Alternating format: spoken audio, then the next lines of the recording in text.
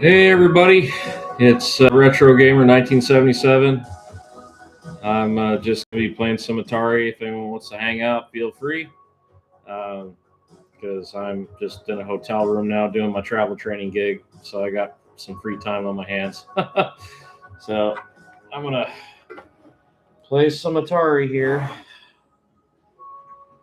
Oh, I gotta move that.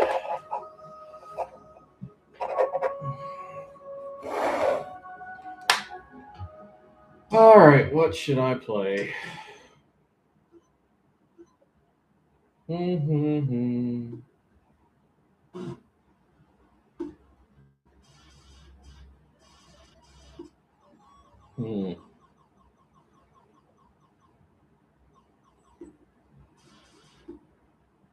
Eh.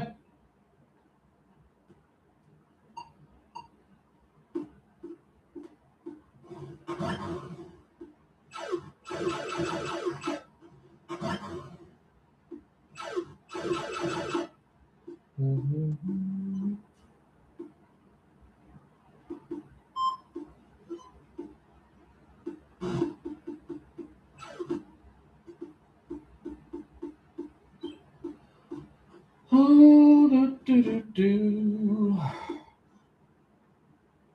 Yeah, I play Crystal Castles. It's one of my favorite games.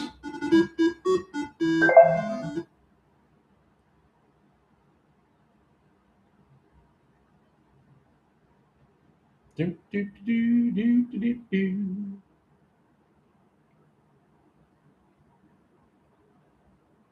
Oh.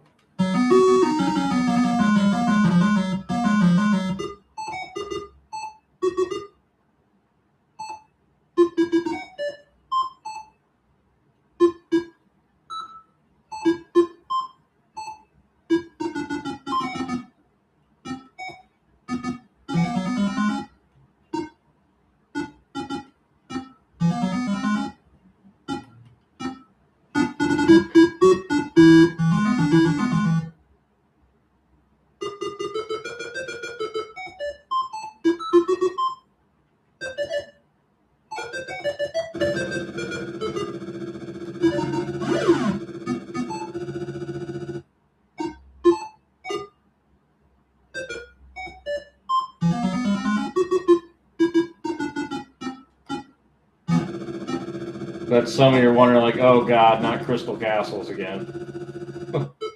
Well, I like it. It's fun. I think it's fun anyway. Probably some other people probably want to get a root canal instead, but I like it. Get away from me!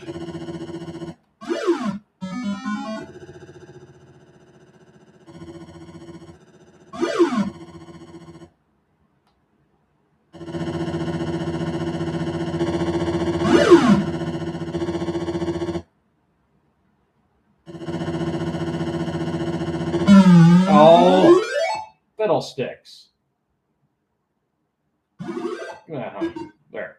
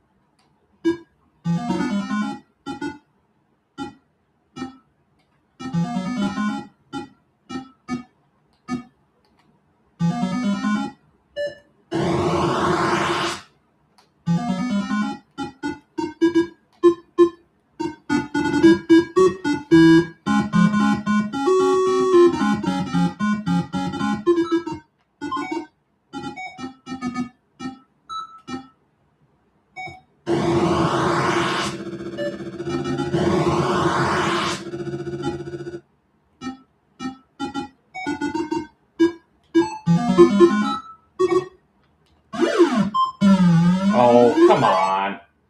Got gypped there.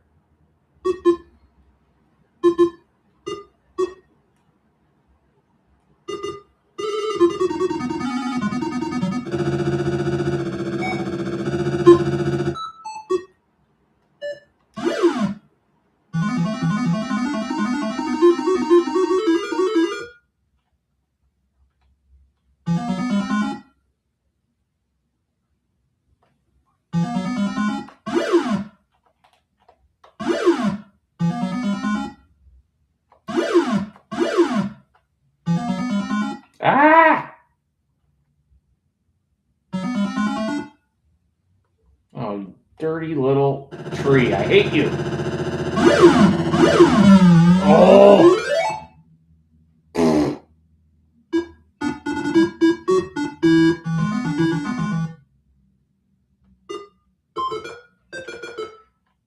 I don't like playing a game where you got a bear that's a klepto. It's freaking great.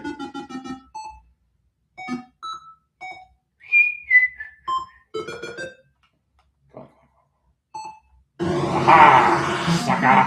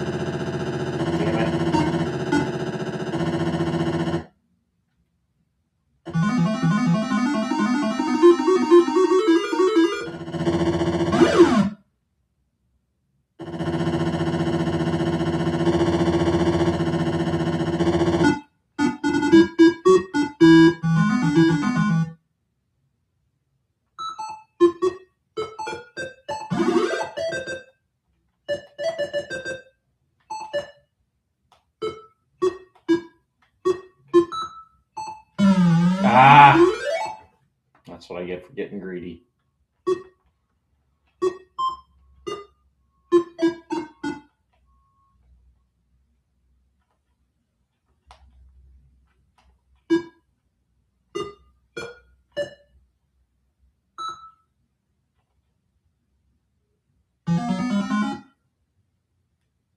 I'll take it.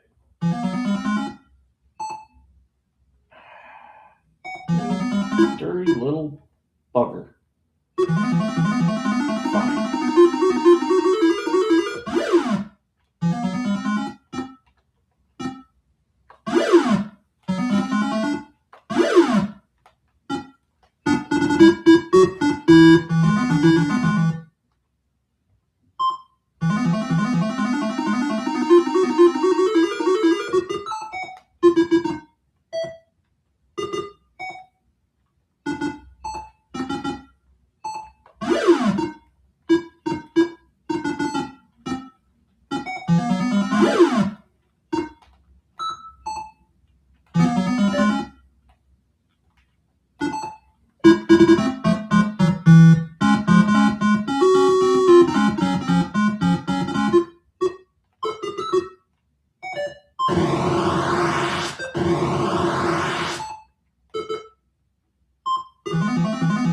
Damn it. Didn't want to do that.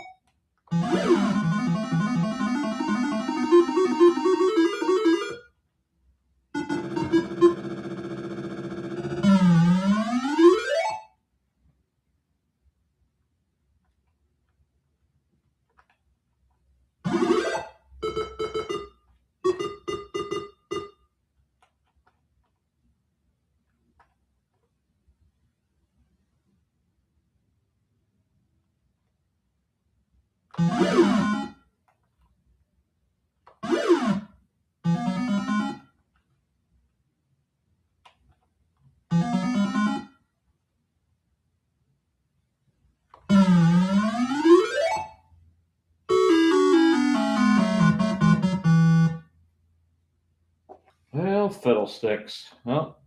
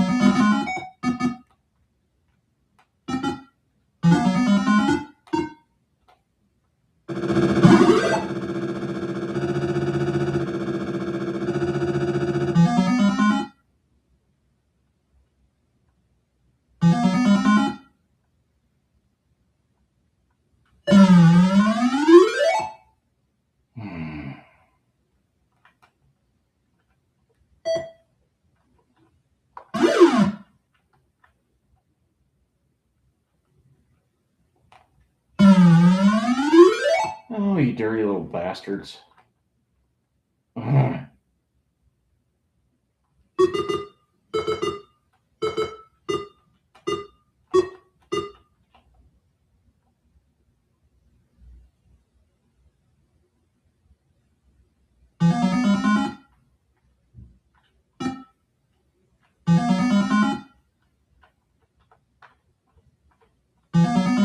Come on, come on. Oh, fiddlesticks.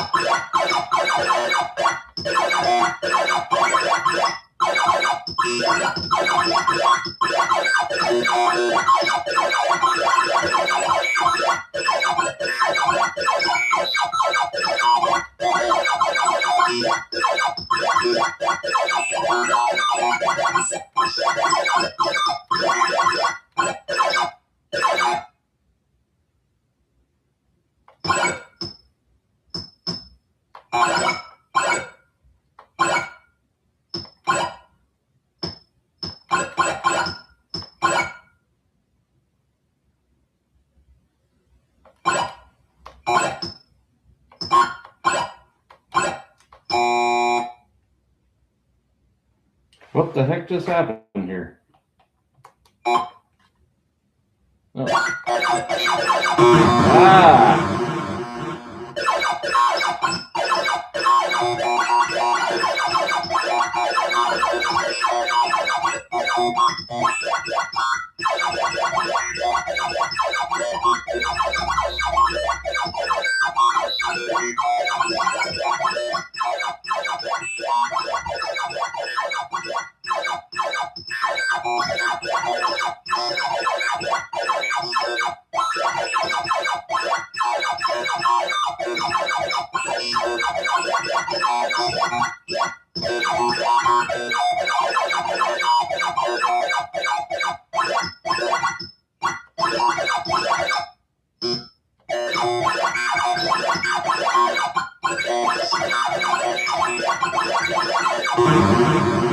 Damn it. Yeah, not bad. Oh, hey, Megan. I'm just playing some Demons to Diamonds here, just messing around. How was your day?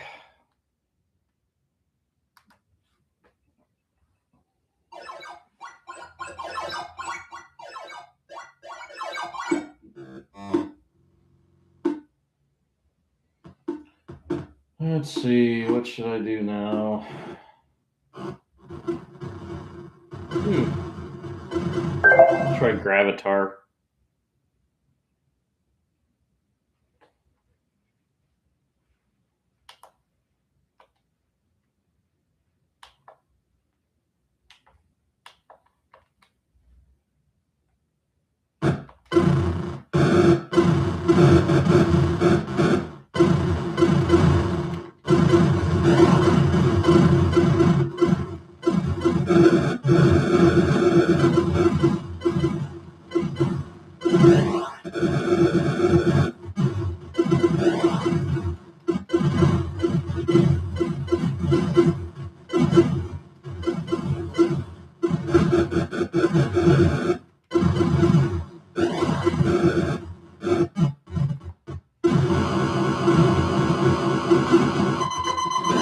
Ah!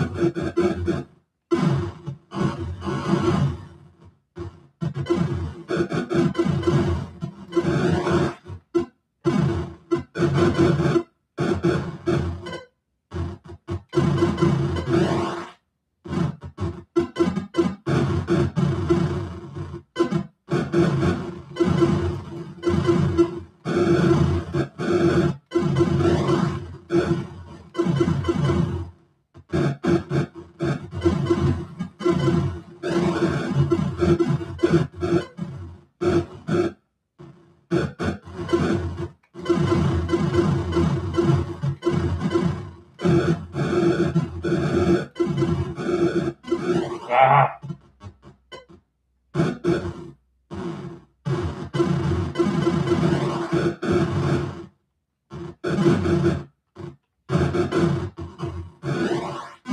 Man, that's hard.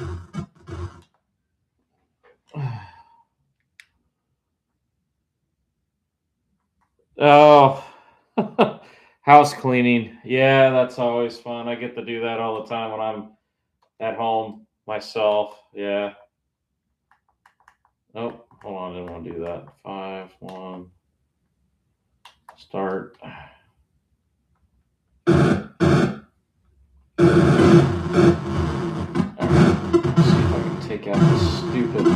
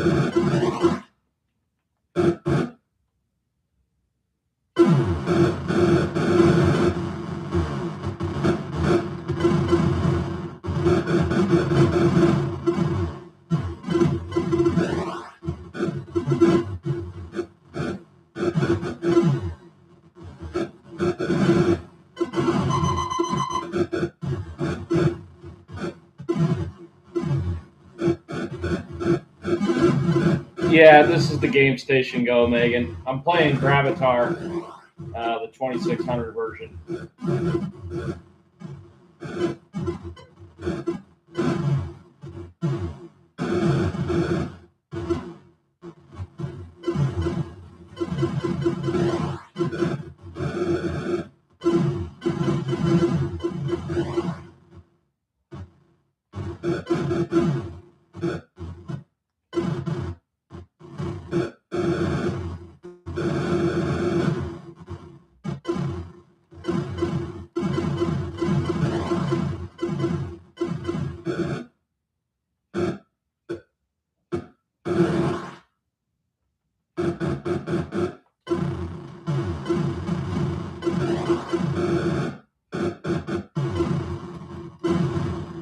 Ah.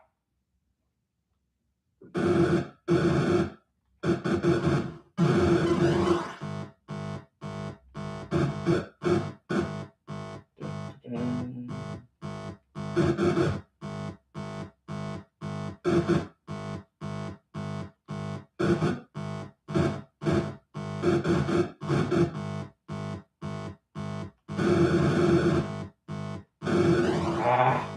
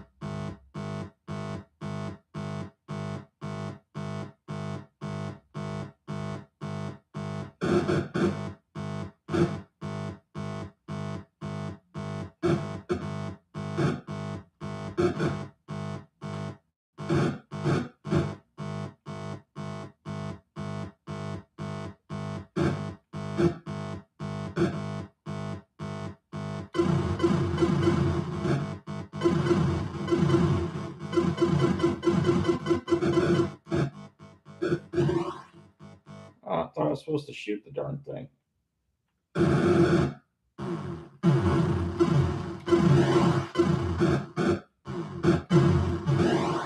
Ah, crap.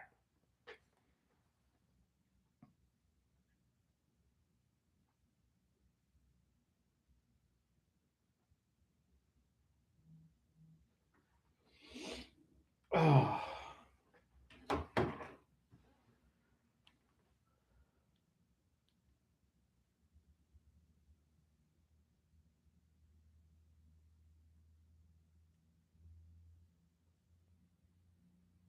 Huh.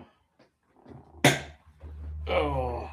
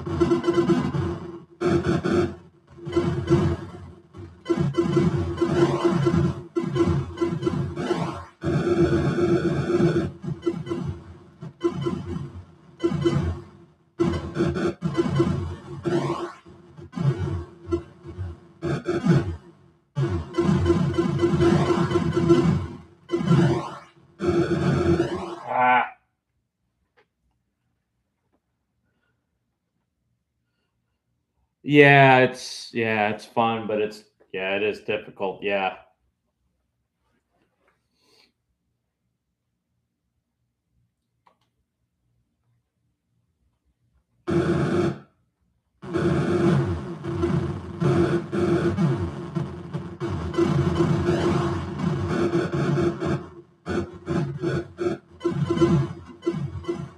Ah.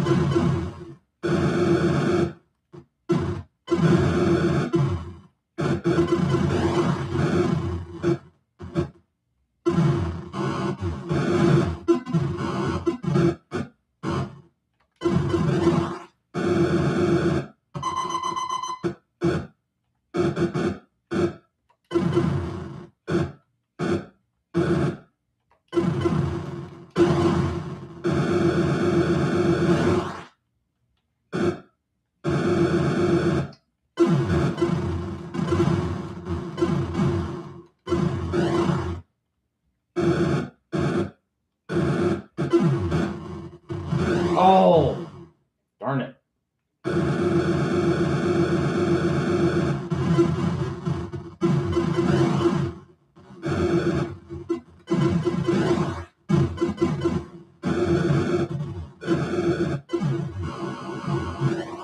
Crap.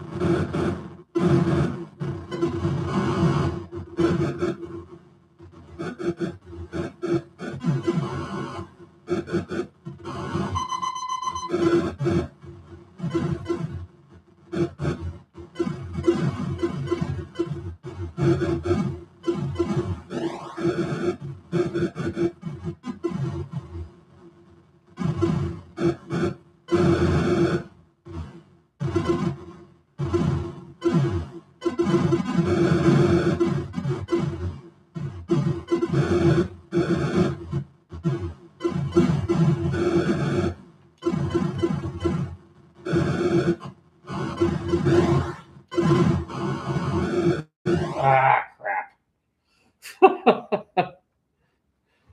uh, yeah, this game I'm still practicing on, but I do enjoy it.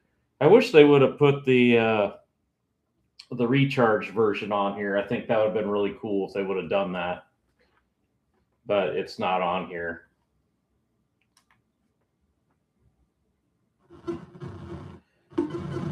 All right, let's go. Let's see, what else do we got here?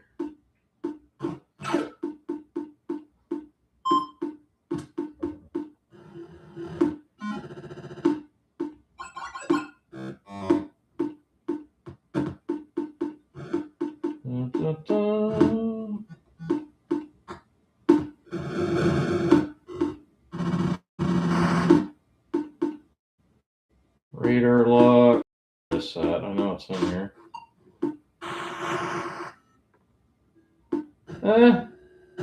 Actually, I kind of like this game a little bit. I kind of like Save Mary.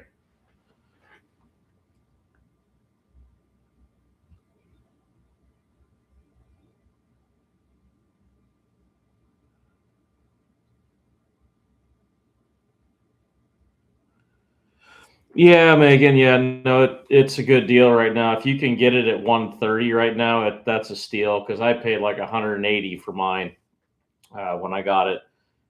So yeah, I'd grab it now if you can. And yeah, it's a really good deal. It comes with over 200 games. It's got the SD card slot in it, so you can load game ROMs on there. Not all the game ROMs I've figured out because it's got the Stella emulator in there, so it'll play some 2600, 7800 games. It'll play some of the champ games, but not all of them. And I don't know when my arcade is going to do like any type of update for that to fix it. It seems like of late they've been a little slow with updating because I've told them there's problems with the recharge games when you'll be playing the recharge games and all of a sudden it'll just glitch out and take you back to the main selection screen, which is a little irritating. And I even videoed it and filmed it and sent it to them, and they acknowledged it and saw it. But I haven't heard anything recently about a firmware update to fix it though. So, but other than that, I love this thing. It's really cool to have.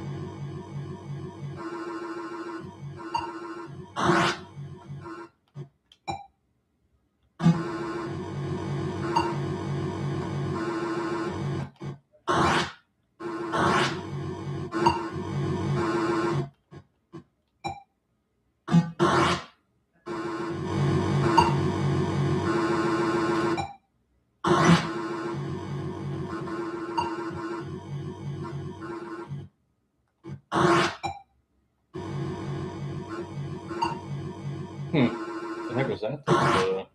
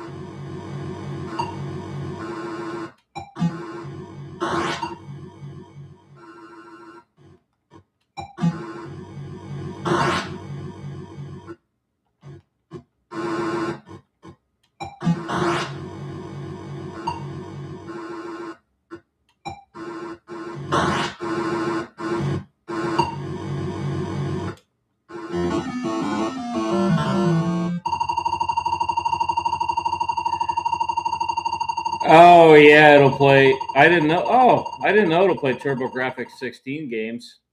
That's pretty cool.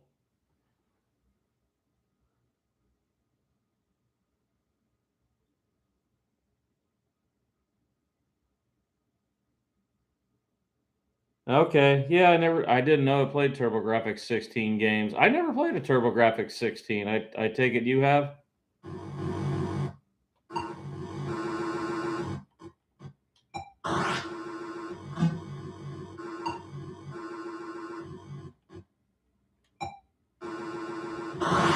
Ah, fiddlesticks.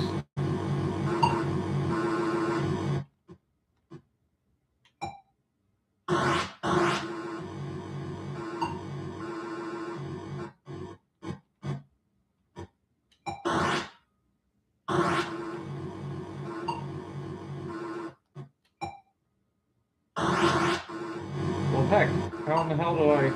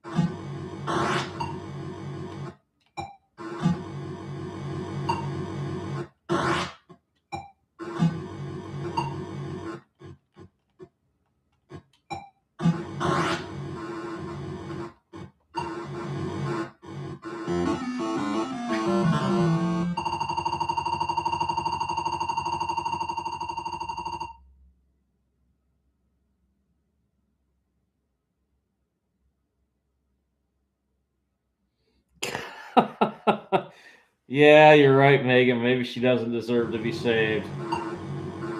That's a good point. I don't know. The game's kind of fun. It's simple, but kind of like it's a um,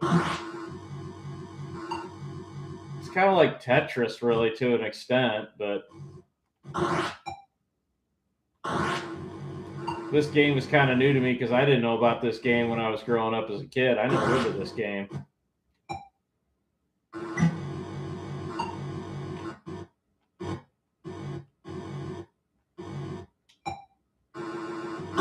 Oh, fiddlesticks. Mary, you gotta move, darn it. Ah! Ah!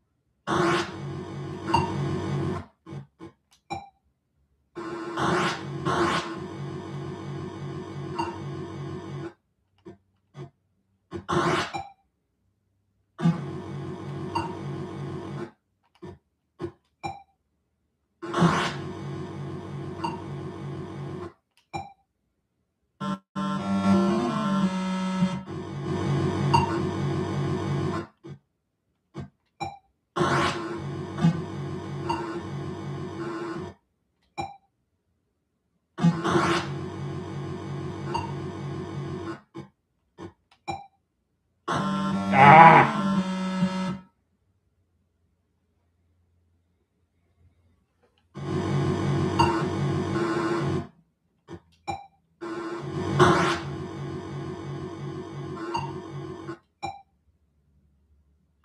What the hell? What? Ah!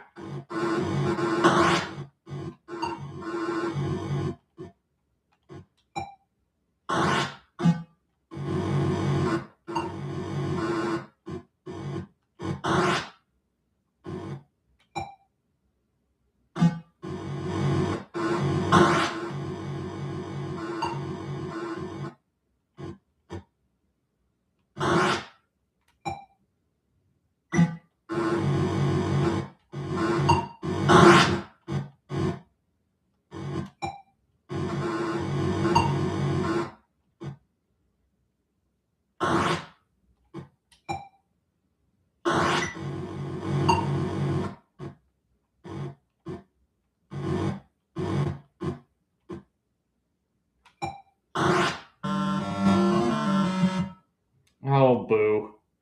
Well, that's not too bad. I haven't played this a whole lot, but yeah, let's try something else here.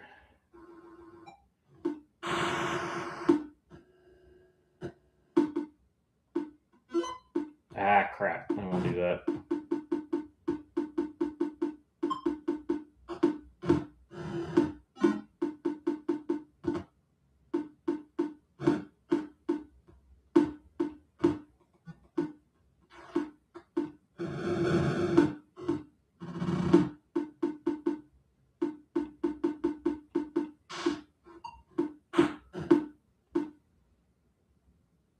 Let's see, Space 4. I'll do Solaris.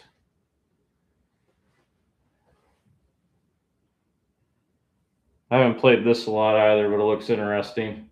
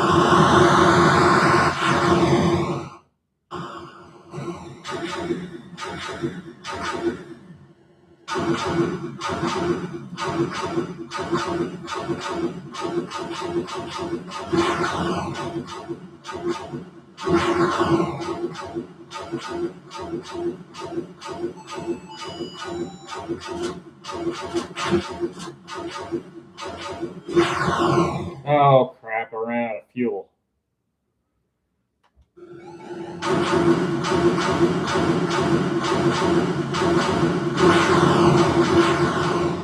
Well, hell, how do I get fuel? How do I get fuel, Megan? Well, I got fuel again, but what the heck's the fuel icon? Is that the... Huh, maybe I should read the instructions. Maybe, hold on a second here. Maybe that would help. All right, how to play. Okay, let's see here. So, okay, move, ship, shoot. Yeah, I got that. That's pretty easy there. No difficulty. Okay.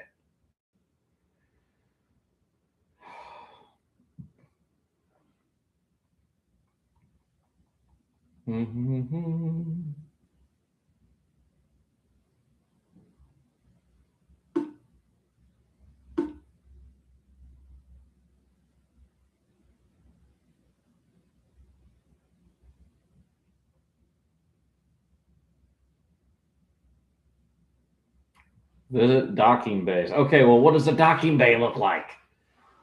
These instructions suck. I need pictures. I'm a picture type of person. Well, I guess I'm just going to have to figure this out trial and error. All right. Let's see. Let's go.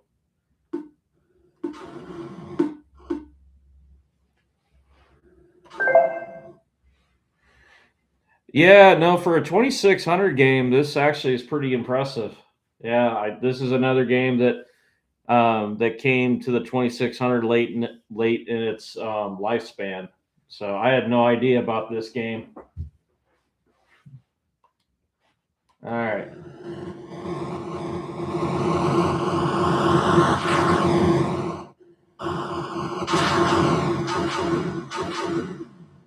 All right, so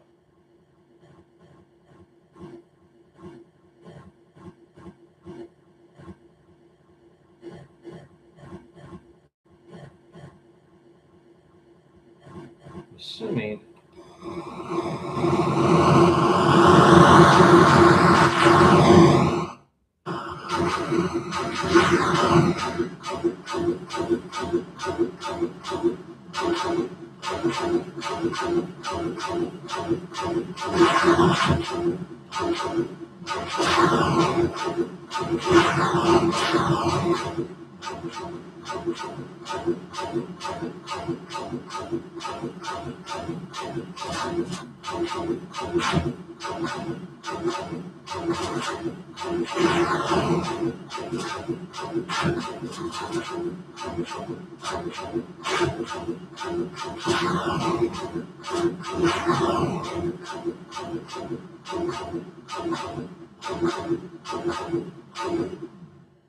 All right, so now.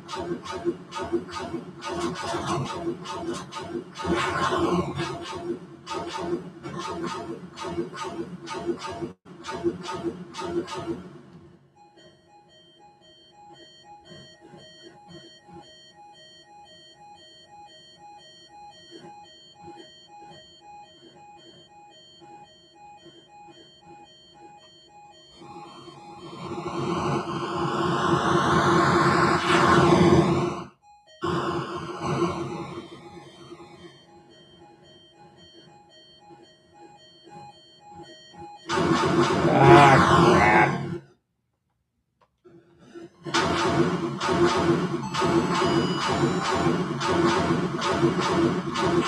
All right, so that obviously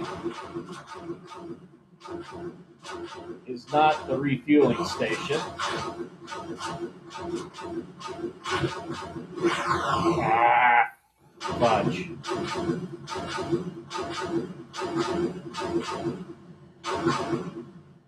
All right, so is it this one?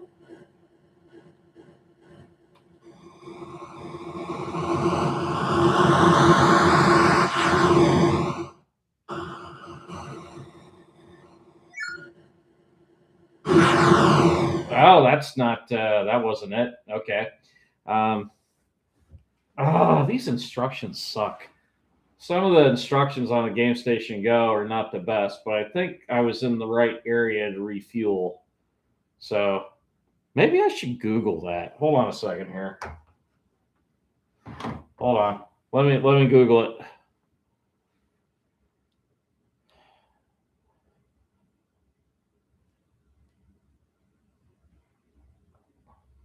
All right, let's see here. So let me go.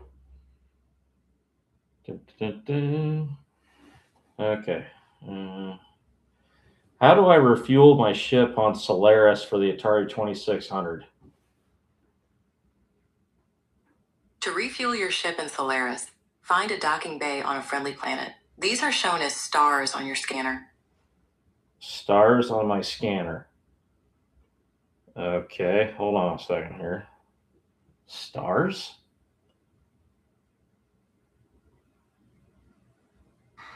You got a little radar down there at the bottom, and here's that map we were just looking at in the instructions. I'm going to go to that. I don't remember what that icon was, but there's people you can save. You got to refuel. Score-based game. Graphics are really good for the Atari 26. Now, here's something you can pick up. Picked him up. Here's another one. I don't know if I can get to him. I tried. Here's where you would refuel. You just kind of drive into those. You got your fuel in the lower right. Okay, where are we? Now it's only letting me go certain ways, so I guess we'll go here, like 2 spots. I tried to move up and stuff, it wouldn't let me move up there.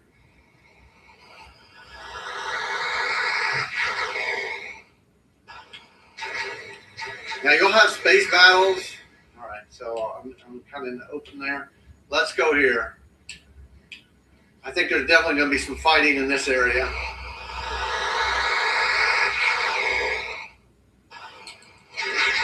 You can't just shoot. You got to line them up with that radar there, kind of at the bottom on your screen there. It makes it a lot more challenging, moving up and down.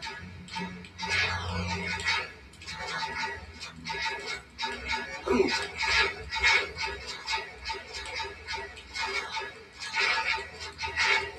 Okay. Boy, this guy. Cool. All right. I think I got it figured out.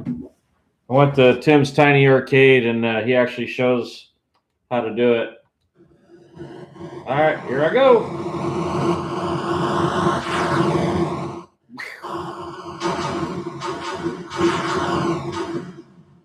All right, so let's go.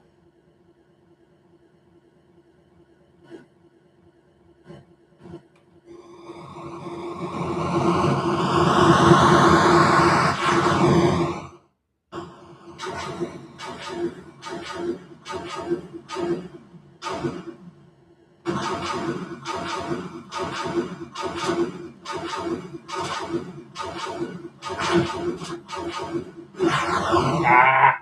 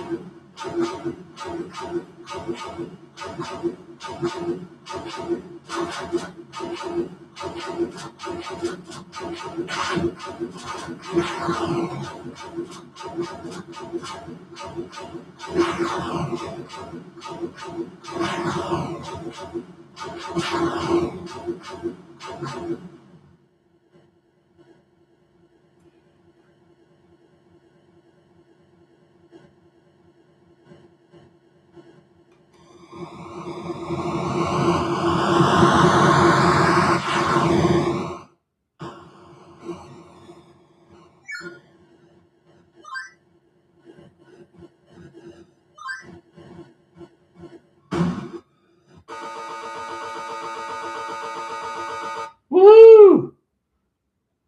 I figured out how to refuel. Looky, Megan, I did it.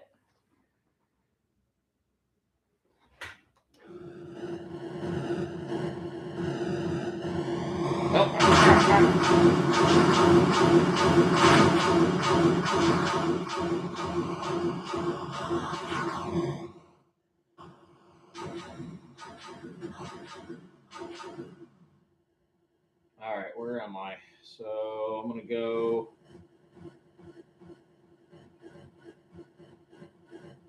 Up there.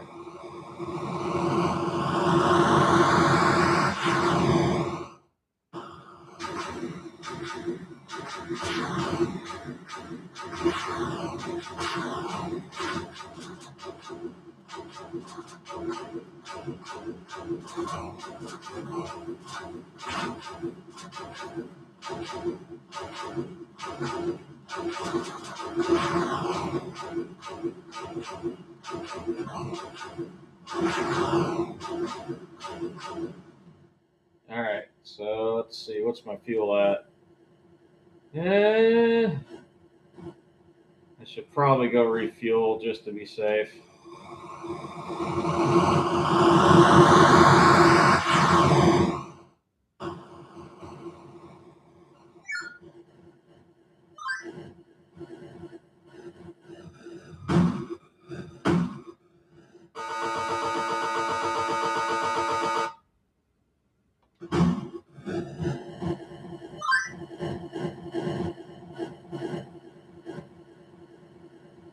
All right, let's go.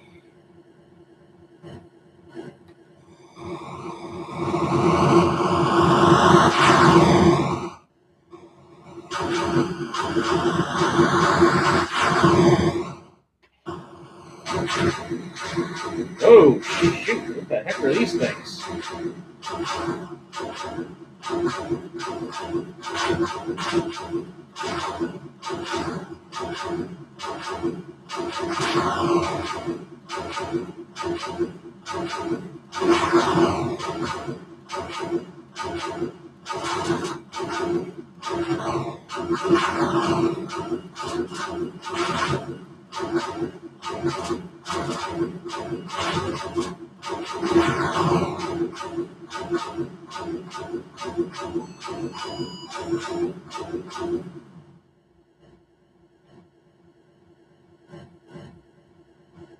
The hell am I? Oh, I'm right here. Well, it looks like I gotta go here.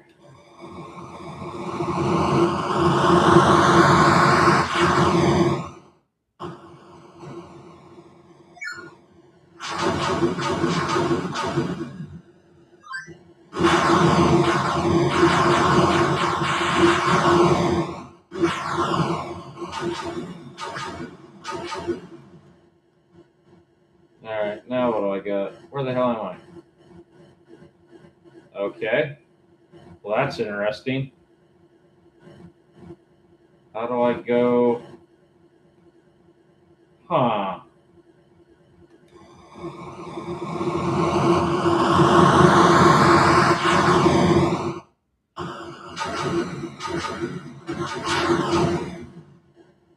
Alright, where am I? Okay, I'm over here. And I better refuel to be safe.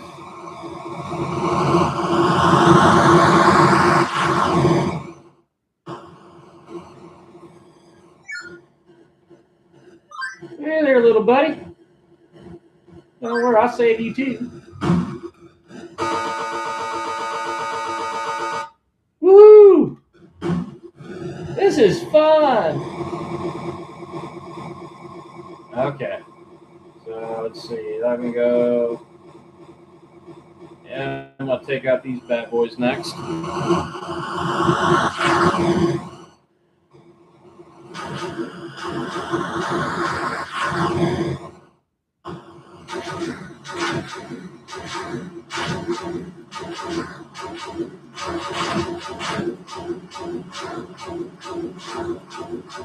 Yeah, I'm definitely gonna make a high score run on this bad boy.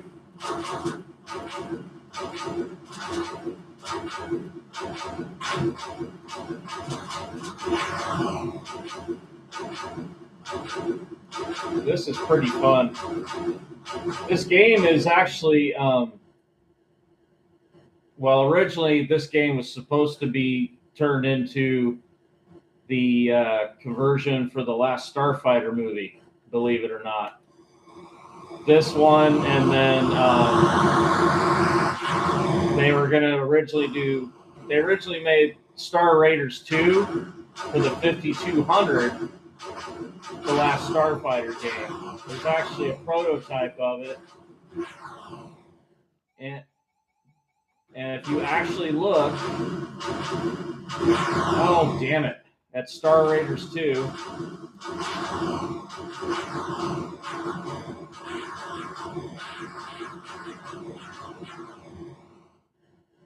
All right, what am I doing now? Okay. You can look at the ships, and they look like the ships from the last Starfighter.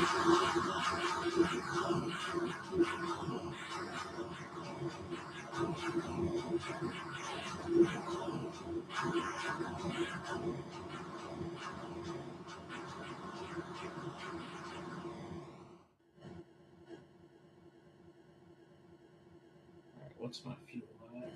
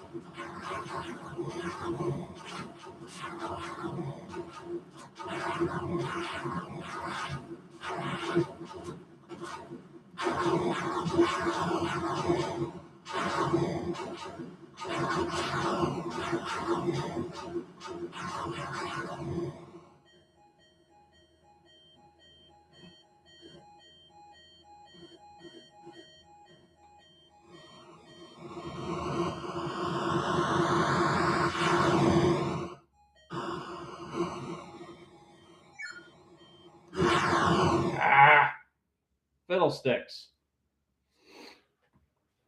Oh. Let's see, what time is it? Okay. Looks like we got like about half an hour before Mike's Gaming Gala comes on because he's doing something. So I got to make sure that I turn that on. But I got to take a quick little respite and I'll be right back, like 5 minutes.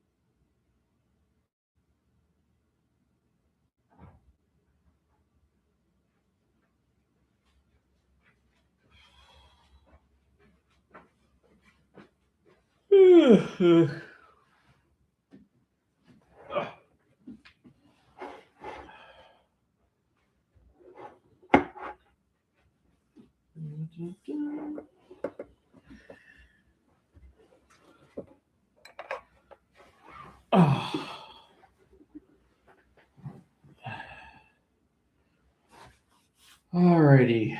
I'm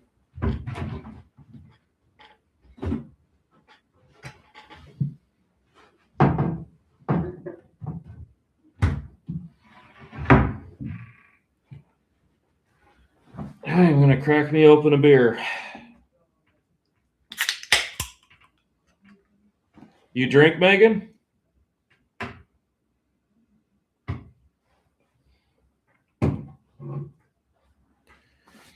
I don't drink a lot, just every now and then.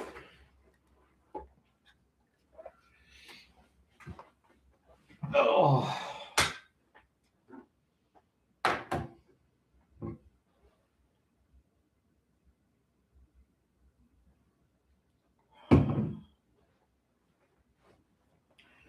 All right, I'm going to try this again. All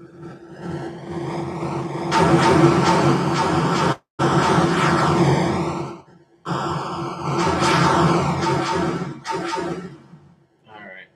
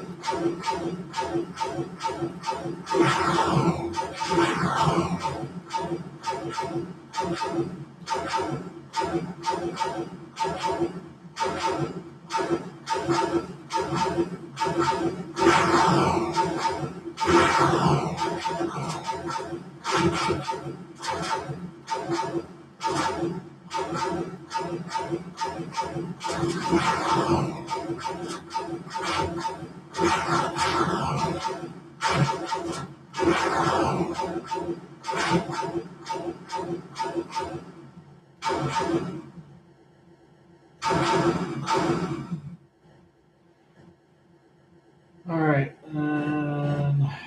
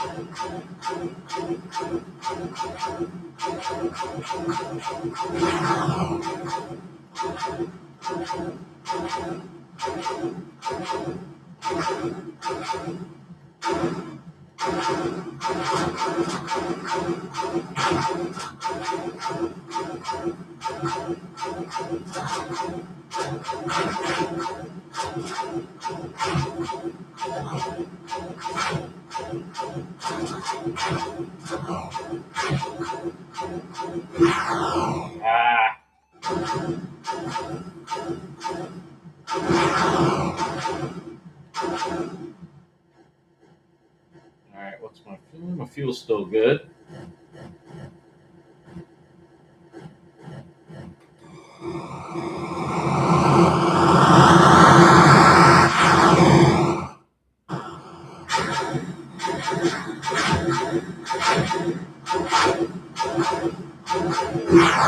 Oh!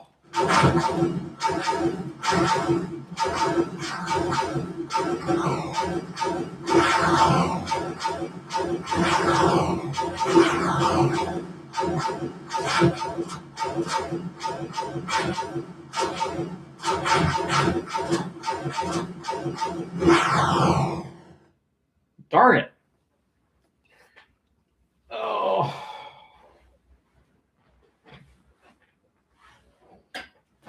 Oh. Oh. Oh.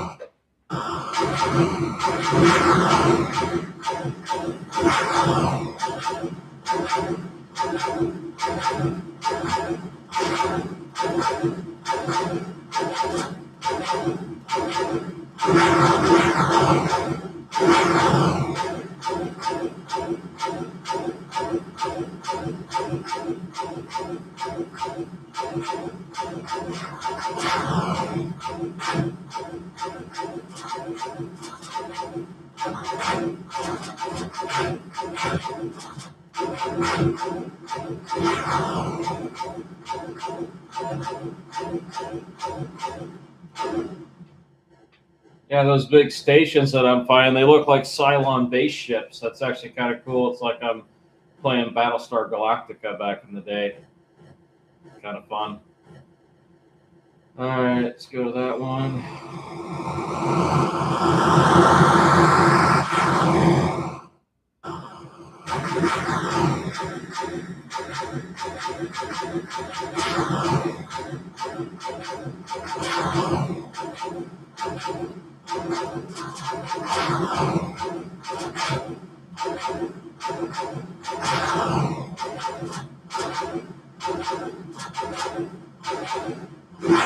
Ah!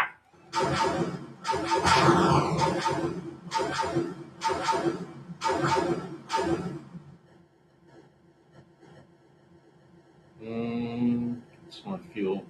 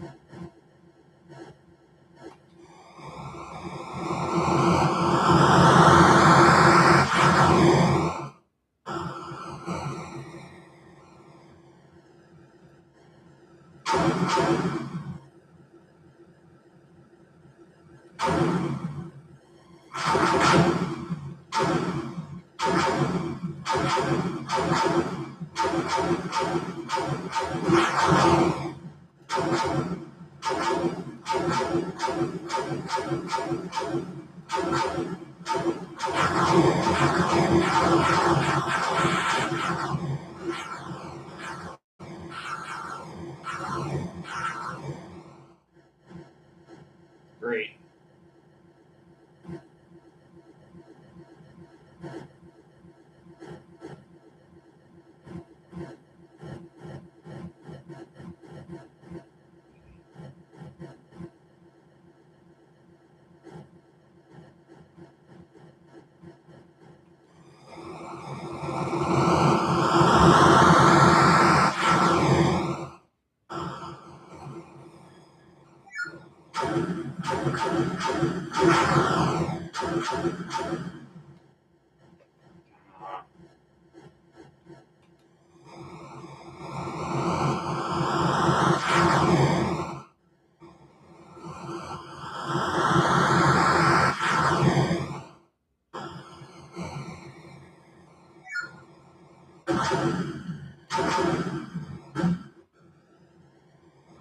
Ah.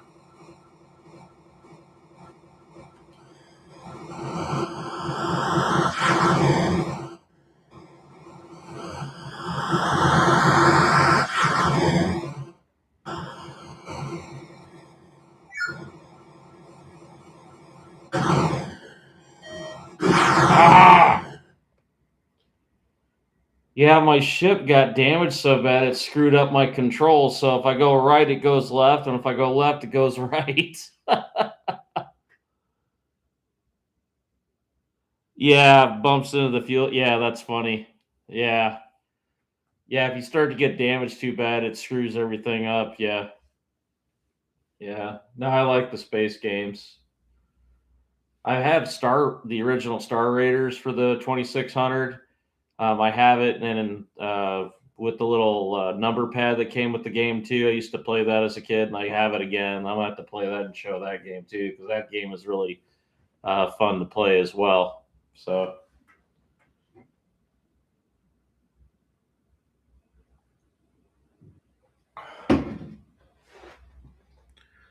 Let's see what time we got. We got another 15 minutes. Then I'll turn the volume down on the game so I can listen to Mike and watch Mike's gaming gala.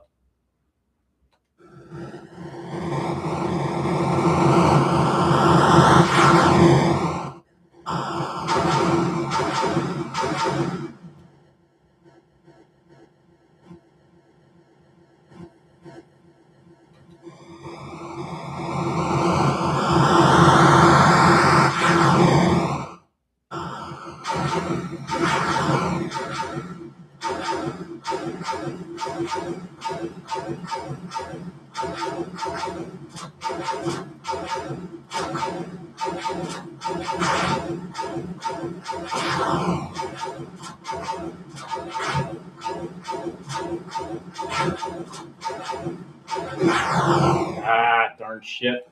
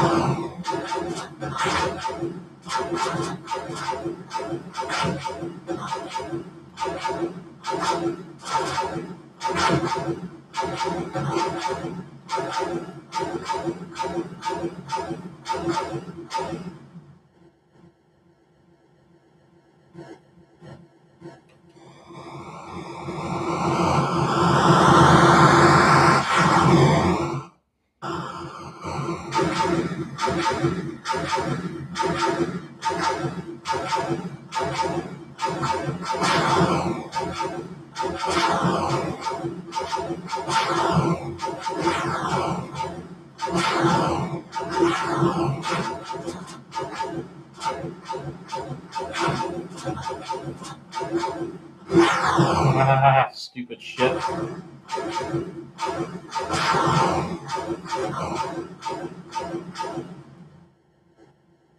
Alright, so we got that.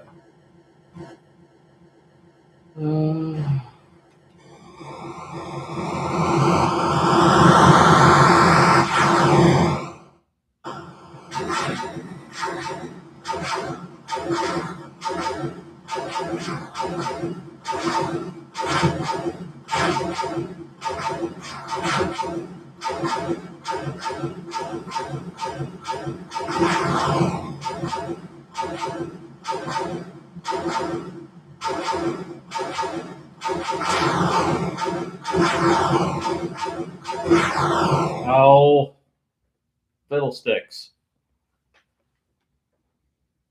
Ah.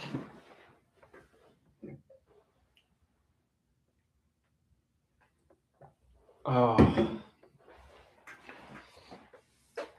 But yeah, I've been talking about Last Starfighter.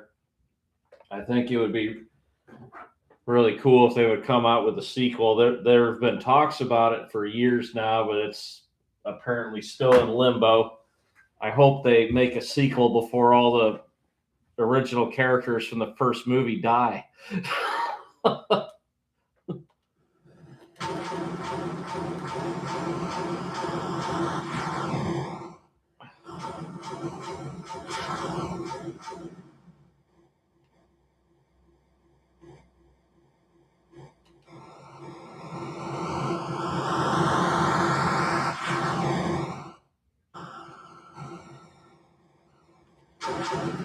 Oh, the He-Man? Yeah, I want to see that movie too.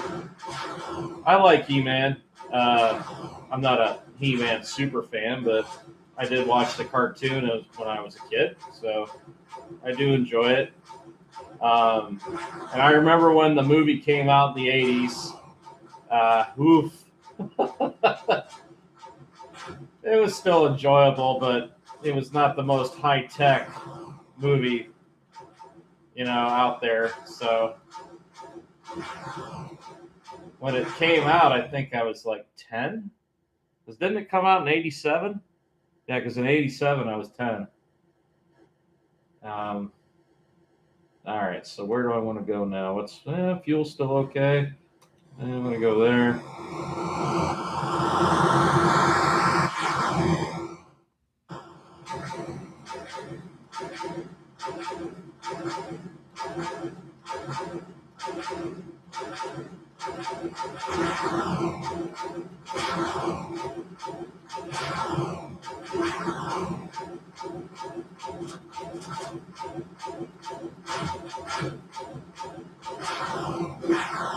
Oh, gotta watch out for that damn shit.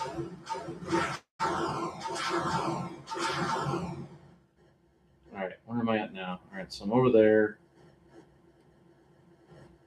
Let me get rid of that one.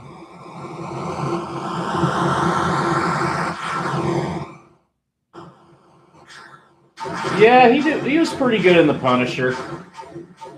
I'll admit that.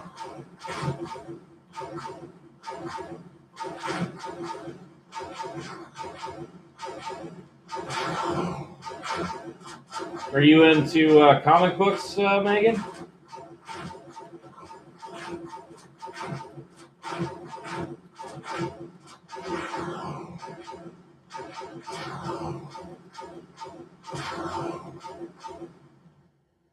All right, where am I? Oh crap! I got hurt.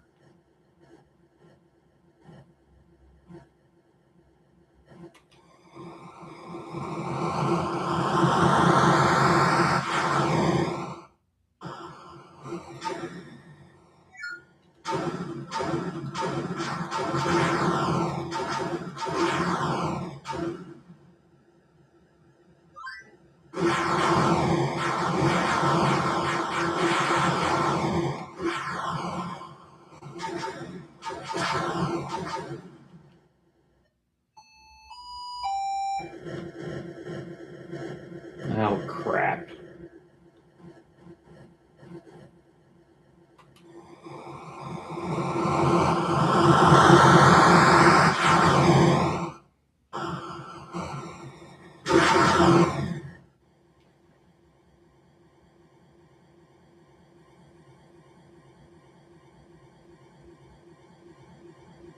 Oh, okay. No, cool. Yeah, no, I'm really into comic books. I still collect them, not as much as I used to.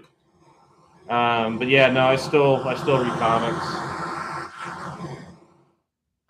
I have quite a few X-Men comics from the '90s, and oh,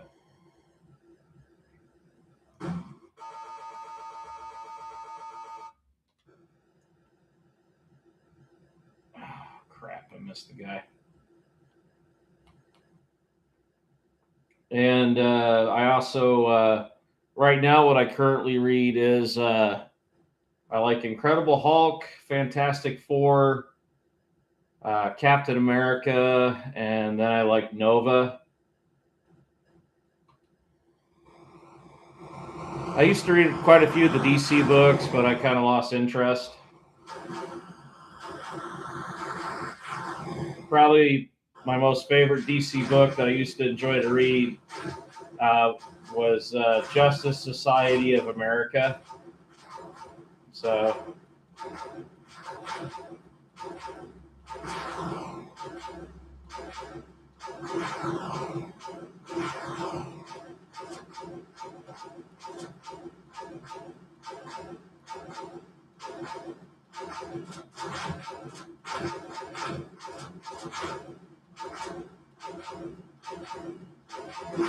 ah,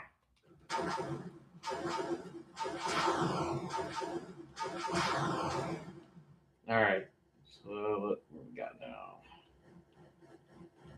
I'm gonna take that one out.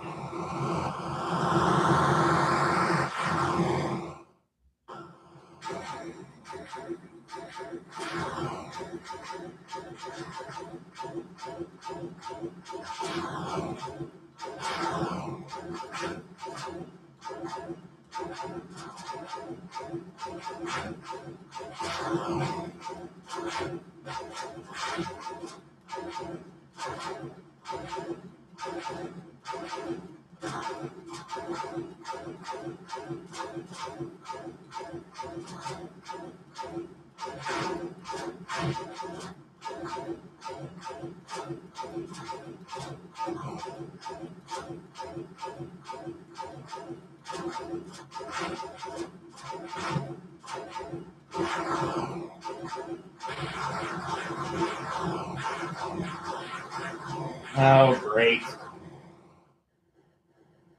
All right. Let's see.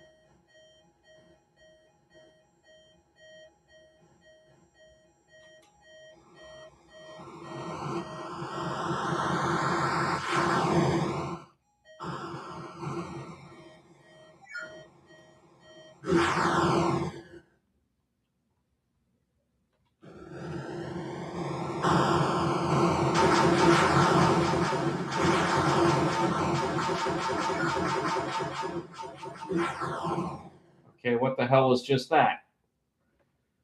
Well, got a better score, 17,960. Let's see, is Mike live yet? Looks like we got a couple minutes.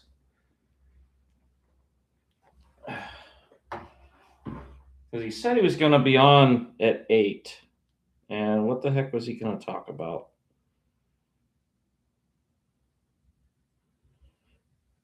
Let's see.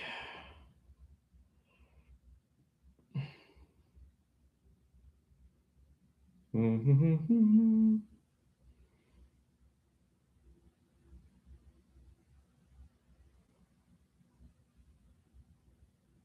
right, where the heck are you at?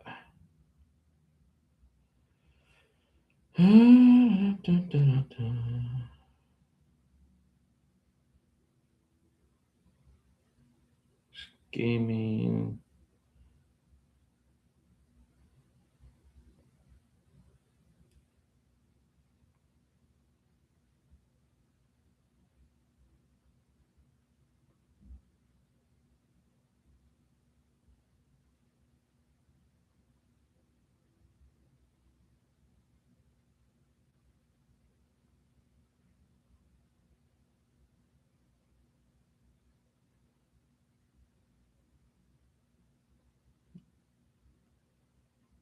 Okay, here we go.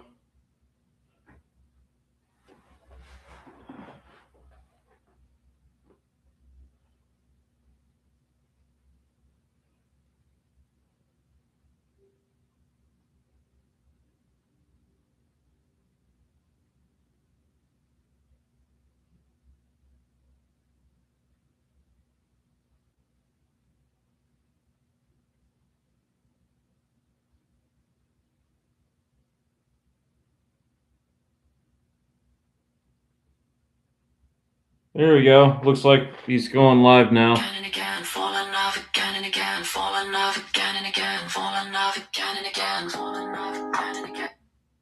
that this week, but we will be back next week. Phil was just down visiting his son in Georgia. But we'll be back next week with Eduardo Mello of Upcode Games. Great interview with him and what he's doing now. But today, I wanted to actually, something that's been on my mind for a while. A couple of weeks ago, Brian's Man Cave posted some videos, and then there was a follow-up video recently from Gen X Gamer that really got me thinking, let's take this opportunity to look at how homebrew works. How, is there money to be made? What's the deal with ROM sales and all that? And I really wanted an outside opinion and somebody who's actually been pretty vocal in the comments of some of these videos. Most of you guys may know he is a homebrew NES developer, and he also has a YouTube channel here on YouTube. But it is John the Retro Bro. How you doing, sir? I'm good, man. Thanks for having me on. It's a pleasure. No problem. Yeah, so I'm going to share my screen here and just point out, I've got links to all three, Retro Bro, Gen X Gamer, and Brian's Man Cave in the description here. But the 4 videos I'm talking about from Brian are the good and bad of the Intellivision Sprint, the great video game ROM dilemma, should digital ROMs cost the same as physical games, and is there profit in retro gaming? And they're all from his perspective as a programmer for the Intellivision. He's published a lot of games for the television. And then it was 2 days ago, Gen X Gamer, who I know probably a lot of you guys don't watch, but you really should. At least the ones where he's talking about homebrew, because he's a business analyst. And this one right here, Intellivision and Atari homebrewers, please stop losing money. He wants homebrewers to make money, and I think we all agree. Agree more. Yeah, well, and I think the community has to understand, and publishers have to understand that homebrewers making money. Oh yeah, no problem, Megan. Better homebrew, hopefully.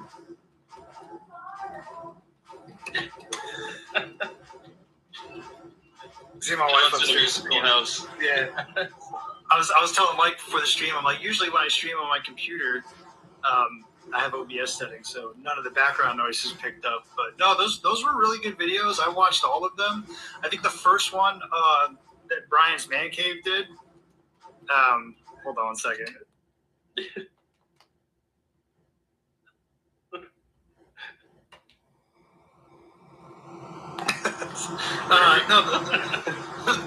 The Brian's Man Cave one, I watched all of them. Gen X's was good. So just I've been in the NES homebrew development scene now for probably about 3 years, and I wasn't really familiar with any other homebrew scene. So foolishly, I kind of thought they were all the same. But I have a lot of friends that are into the Intellivision homebrew community, and I know Cyrus. He was a good friend of mine. Him and I have kind of talked about it, and he's said a few things that I just thought were so much different.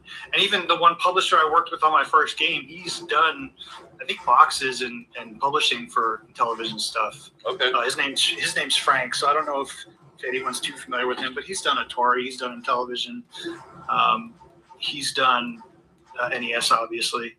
But to go to your question of, I guess your title is there money in the homebrew scene? Yeah. I think you have to kind of. I think you kind of have to define well, what kind of profit is there? Are we saying that this can be a full-time gig, or is this well, is there just enough left on the bone that maybe the developers can treat themselves? Or so I think it's important that we kind of start there and go from there. Yeah, I mean, there's one publisher I know of for Intellivision that does it as his full-time job, and that's William.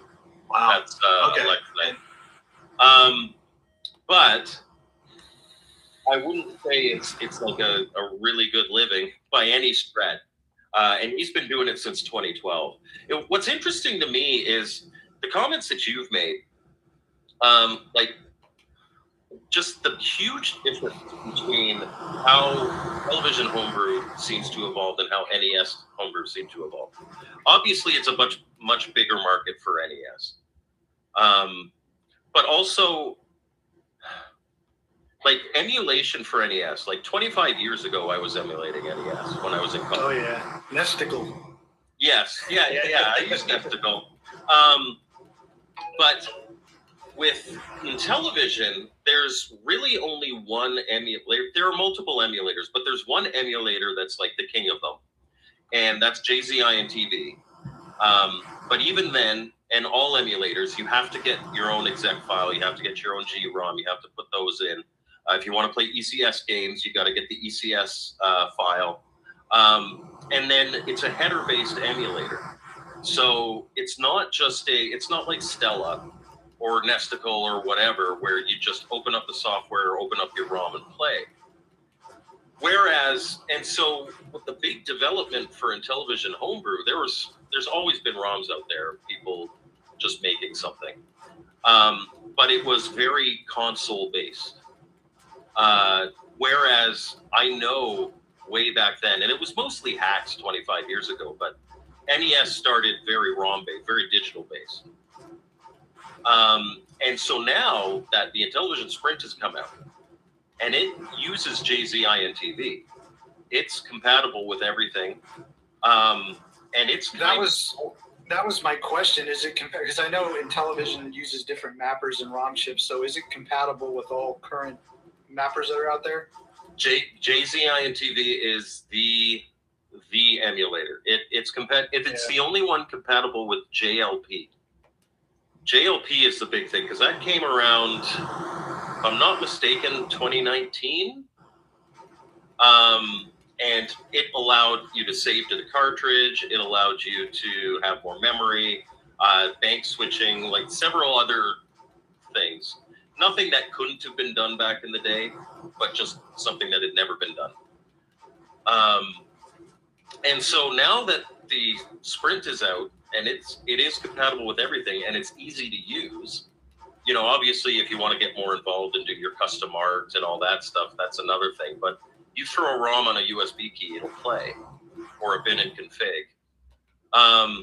It's kind of forcing the Intellivision homebrew scene to cross a bridge that I think most other homebrew scenes have already crossed. And that's the whole ROM question. And how do we be profitable with ROMs when we are a homebrew scene built on physical? Here's how I look at that, right? So the NES community, Genesis community, it's all built on physical. All of it is. It starts there. Otherwise, people would just make games in Godot or Unity and make 2D games and put them on there, and they put them on Steam and sell, the Windows files and put them on storefront. So it always starts, regardless of the community. I think it starts with the consoles. I think where the Intellivision community struggles, what they struggle to see is like you said, the profitability of the ROM and the distribution of that, and how much of a good thing it actually is. Because when you, again, NES, Genesis, a lot of these people, I would say a good majority of people who still want to play these games are emulating. There's still a lot of games that I back on Kickstarter that are like, oh, I just want the digital. I'll put it in my emulator. Yeah. And I want to support the creator. Yeah. There's tiers of games. Yeah. Exactly. And one of the things I've noticed, and I don't know where the stumbling or that block sort of starts with Intellivision, but from my perspective, outside looking in, so for NES homebrew devs, all of the developers basically have the rights to their games. Like all the small devs like myself, Artix, Panzer, or he goes by Panzer, I forget the name of his. Namath, David Namath or something like that. Dave, yeah. Pixel something. Pixelcraft, that's it. I have the first 3 Panzers. Yeah. Because they're so good. Do them on the channel. Yeah. Great. So all of the developers have rights to their games. And I learned recently, I think it was you and Casey might have been talking about it, that in television it's kind of different. The publishers own the rights and then hire the coders and programmers. Yeah, so how that, I mean, there are people who publish their own games. Harvey Decline comes to mind. He's the one that did Amigo Cornhole. Pardon me. But they're usually in very small batch. So really, you've got 4 major publishers. And if you follow these 4 publishers, Intellivision Revolution, Intellivision Collector, Electronite, and Homebrew Inc., you're aware of 90% of what's physically released. They, not always, but usually they will either commission a programmer to make a ROM, or they will buy the rights to a ROM from a programmer who's already made a game. And then they own that game. In some cases, like I know in Intellivision Revolution, some of the games that he's published with Brian's Man Cave, you can get the digital versions from Brian Mancave's site, but Rev has the physical rights. So there is a bit of a balance there. I mean, I will tell you this, like someone said in the comments, is anybody making a living with retro games? I was talking to one of the other developers. I think I was talking to Joe Granato, who made NES Maker, which is the software I use. And I said, if I wanted to be rich, I wouldn't make NES games, So, but having said that, like my most recent game that's up on Kickstarter now, there's a digital tier, and I have 70 digital backers for a $12 digital tier. That's basically, I send them the ROM and the PDF file of the game, and then from there the game goes on it. So right off the bat, I mean, would I be profitable? It's hard to say. I mean, I have to pay a sound guy, I have to pay an artist. Yeah.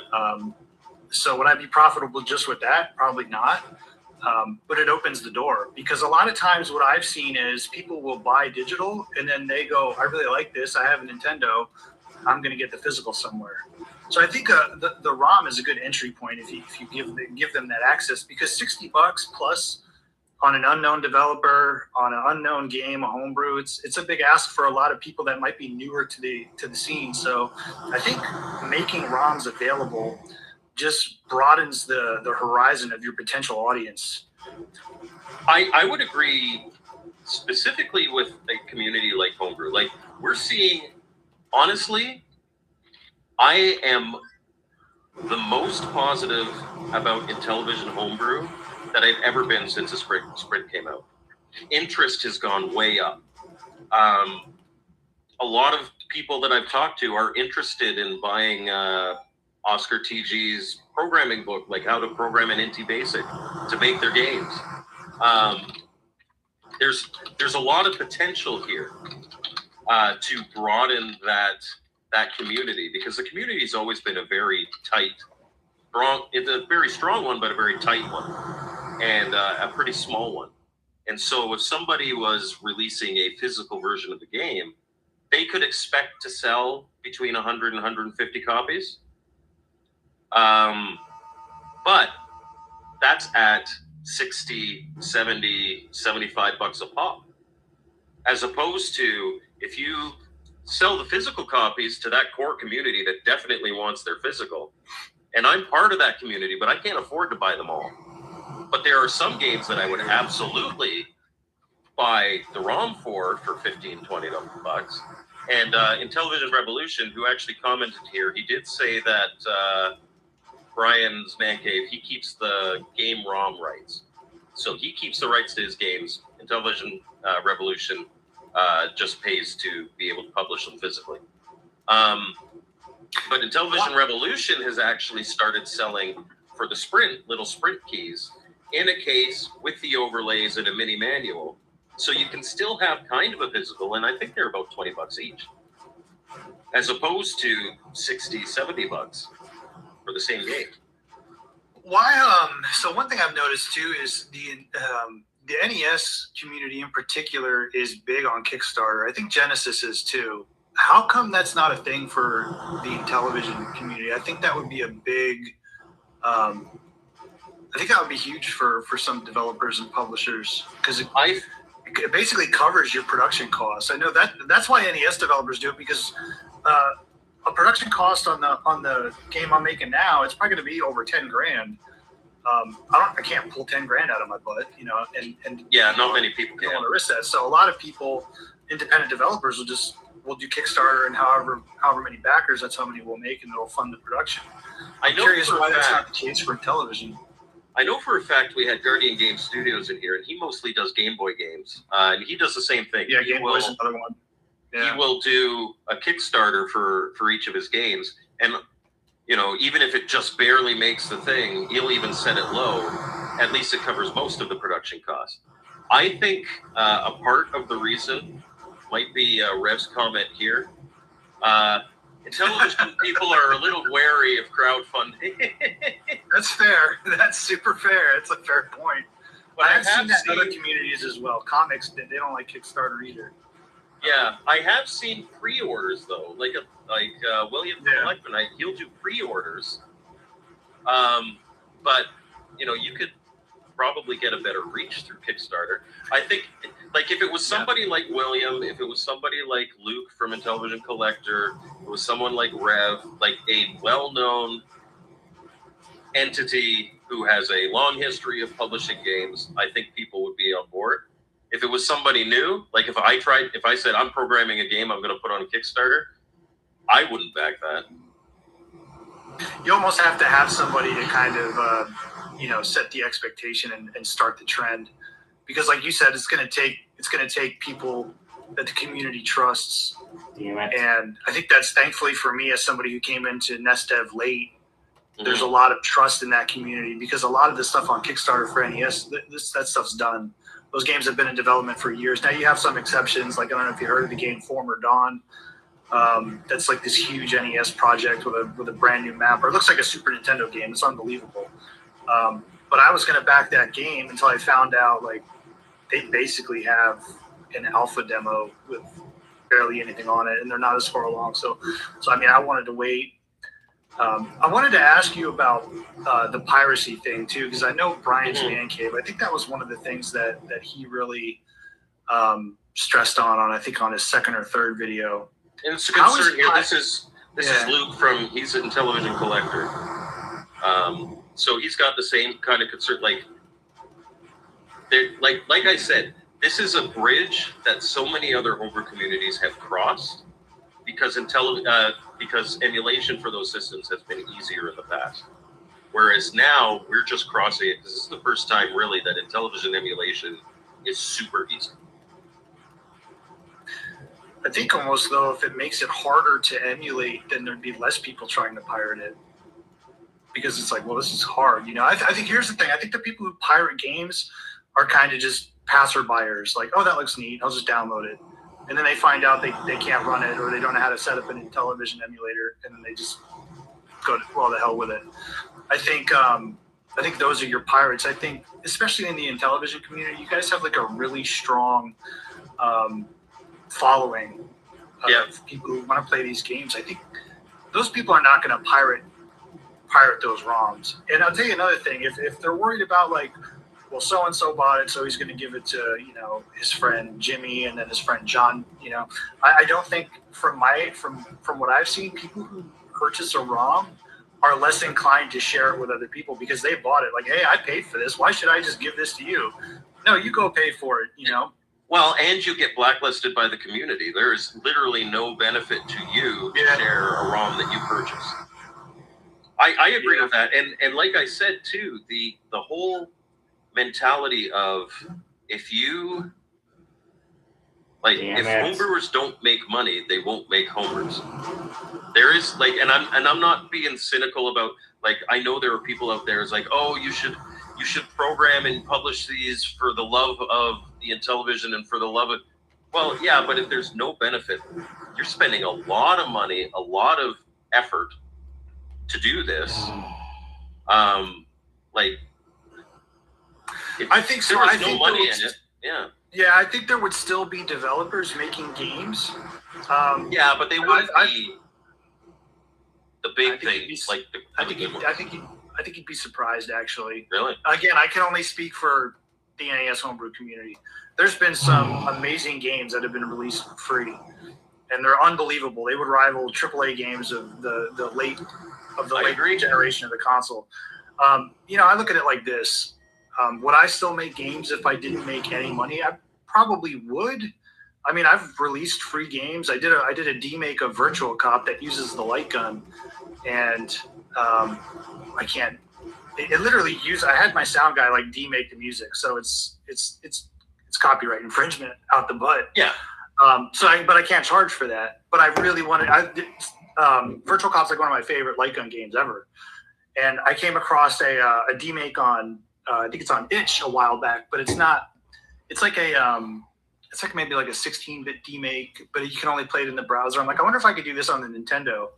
And I already had the engine built for the light gun because I used it for Maverick's Baghdad Extraction, the game I released last year. So I was like, I'm just going to use the same engine, and I worked on it for about a month, and then I released it, and it's free. It's got like over 1,000 downloads on itch, and I don't make a dime off that game. But sometimes it's just neat to make something you're really passionate about and put it out there and let people enjoy it. So I hear you. I think you'd be surprised.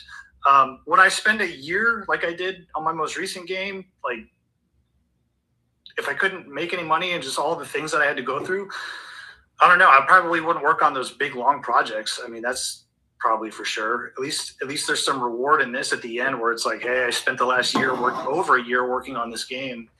And it's going to come out. Maybe I go buy like new tires for my Jeep or something, you know? So it's not a lot of money, you know? It's hobby money.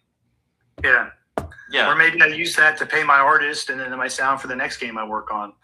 But yeah, I mean, piracy, I think it's one of those things that you're not going to be able to defeat piracy. It's going to happen. I know some of us look at a badge of honor. Dave's games, his games with Food Game is sold on AliExpress. And it won't work if you get it because I don't think those will support that mapper. So it'll play like absolute crap. Oh, okay. So we see it and we kind of see it and then we laugh about it. And he's like, "Yeah, I'll take it as a badge of honor." So I've got my legit copy from the Kickstarter of that one. I beat it over the holidays. Here's one that I know you've got an opinion on. Luke's Awakening says it's hard to worry about piracy when you're selling a game of a Nintendo IP. Let's talk a little bit about direct ports because I know you've got strong opinions on those. Yeah, one of the things I see a lot in the Intellivision hobby, in the homebrew hobby, is a lot of like trademark intellectual property and then being sold. So in the NES community, you talk about being blacklisted. If you do that as an NES homebrew dev, they'll blacklist you. That's kind of like a no-no. Now, what you have seen is a lot of spiritual successors, and that's where I think kind of like where the creativity really comes out. Like I have an idea. I'm a huge fan of Dark Souls. Like this is my favorite type of game. Like any modern game, Dark Souls. Okay. I've spent like hundreds of hours playing Elden Ring. I just love the way those games are presented, and I really want to do like almost like not a spiritual successor because it's a Nintendo game, but almost like a what would Dark Souls look like on the Nintendo. So I take kind of like aspects from that, and I say I want to do this because that's like that.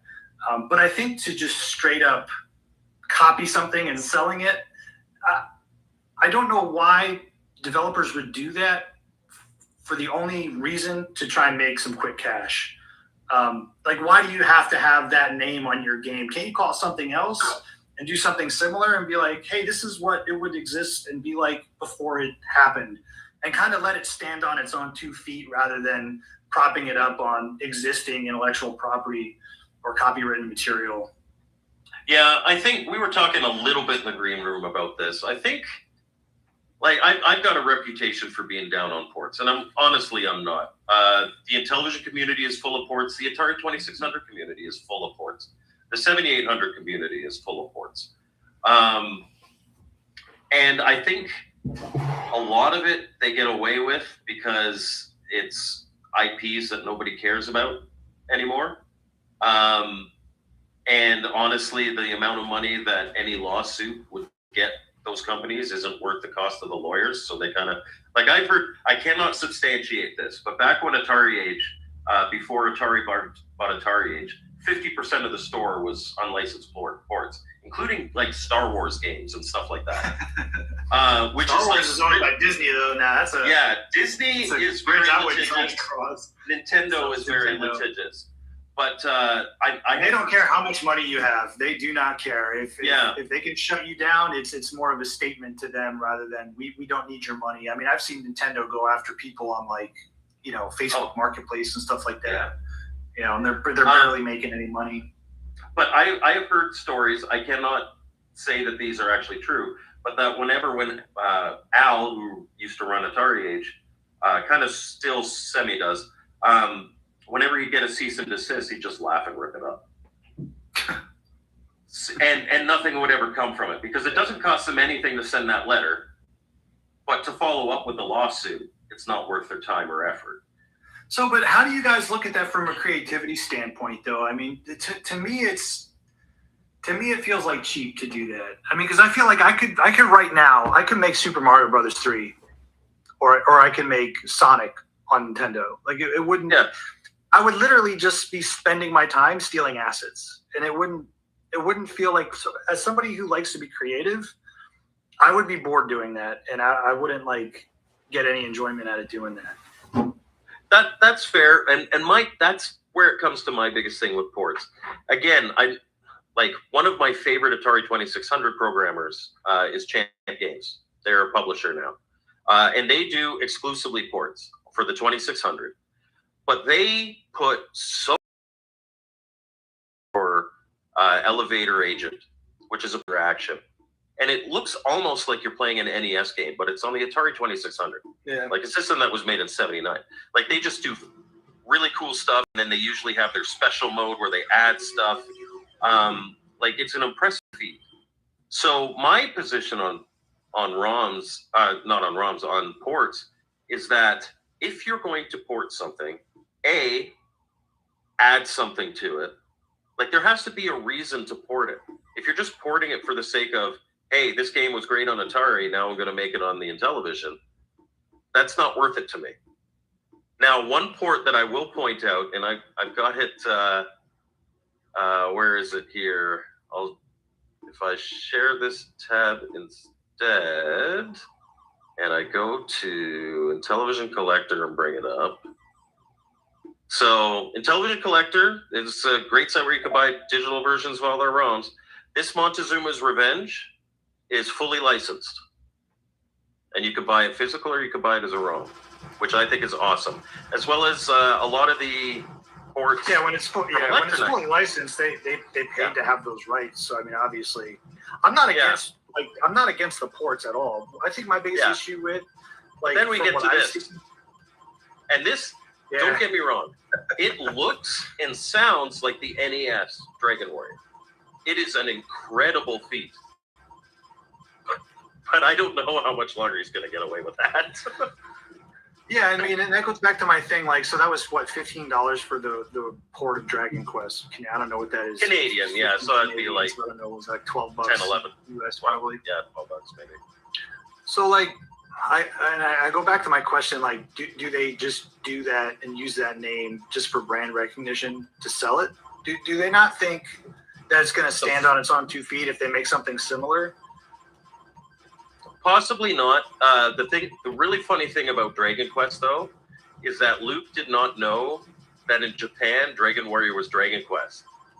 So, and that the series now is still going, and it's called Dragon Quest. So he was like, okay, instead of Dragon Warrior, why don't we call it Dragon Quest? That was from his own thing. He didn't realize he was still. Luke, I understand that. Like, don't get me wrong. I understand that we are pirates. But my argument is that pirates have a code. But then you can't complain that people are stealing your ROMs. Here's it's the double-edged. Well, part of the pirate code is you can steal from it. You don't steal from another pirate. Well, you know who we need? We need the expert pirate in here, Casey. The one looking for all that booty. Was it Casey looking for the booty? Yes, he's the butt pirate. Oh man, that was still probably the funniest thing I had seen in a long time. I have yet to live that down. You got to do. I love your intros, man. Like that intro compilation you did. I watched that entire thing because I don't catch all your videos. I try to catch most of them, but I usually watch them for the intros. That was really good. Yeah, Casey insists that I'm the butt pirate, but we all saw the video. We all saw the video, Casey. I do admit, like, I would rather, like, my problem with ports, again, like, I realize I'm a pirate. Like, hey, here's a port right here, and this is a great version of it, but it's Time Pilot, right? They didn't own Time Pilot. They just made Time Pilot. And it's a great version because it actually, it's one of the games that works really well with the disc. But I do prefer original games. I want new experiences. I don't have a problem with the ports. I have just a personal grievance with people making a port that's unlicensed and then charging $60 for it. I think that's just it toes the line of unethical. So I hear you. I will say that a solid 50% at least of 2600 development, of Coleco development, of honestly Vectrex development, like second gen is, I think, the most rampant with that type of activity. Again, because the properties are not policed the same way as like a third gen Sega or Nintendo property would be. That doesn't make it right. It's a reality, and you know, if I was to publish a game, it wouldn't be a port; it would be original. And here's the thing too: like, you can make Pac-Man. You can straight up make a Pac-Man game. Just change the sprites, change the maze a bit. It's your own game. Nobody's coming after you for it. Yeah. Well, it's so generic. I mean, there's just the way the game is. Yeah. Yeah, you know, Pac-Man maybe not the best example, but you could make a Donkey Kong style game. You could make the first one I saw was the Intellavania, and it's very impressive. It's very impressive for that to be running on a television. It's really impressive. But I mean, going back to what Luke says, it's like it's just you may be asking for trouble. Yeah. I don't know. Konami, maybe they're going to be a little more stingent on it now because they're going to be finally releasing a new Castlevania game. But yeah, I sincerely doubt Konami cares. Nintendo might. There is one game that I have, and I'm super glad I have it. It's Well, actually, no. I could say what it is. Super Mario Brothers. And it looks and sounds like Super Mario Brothers. Yeah, I saw that one. It plays badly with the like honestly, if you grew up playing it like that, when I play it now, I play it with my OG Hugo gamepad. It makes it so much better. But there is that one. They don't even advertise who published it. They don't advertise where you can get it. Like, it's just, oh, it's on eBay now. Pick it up.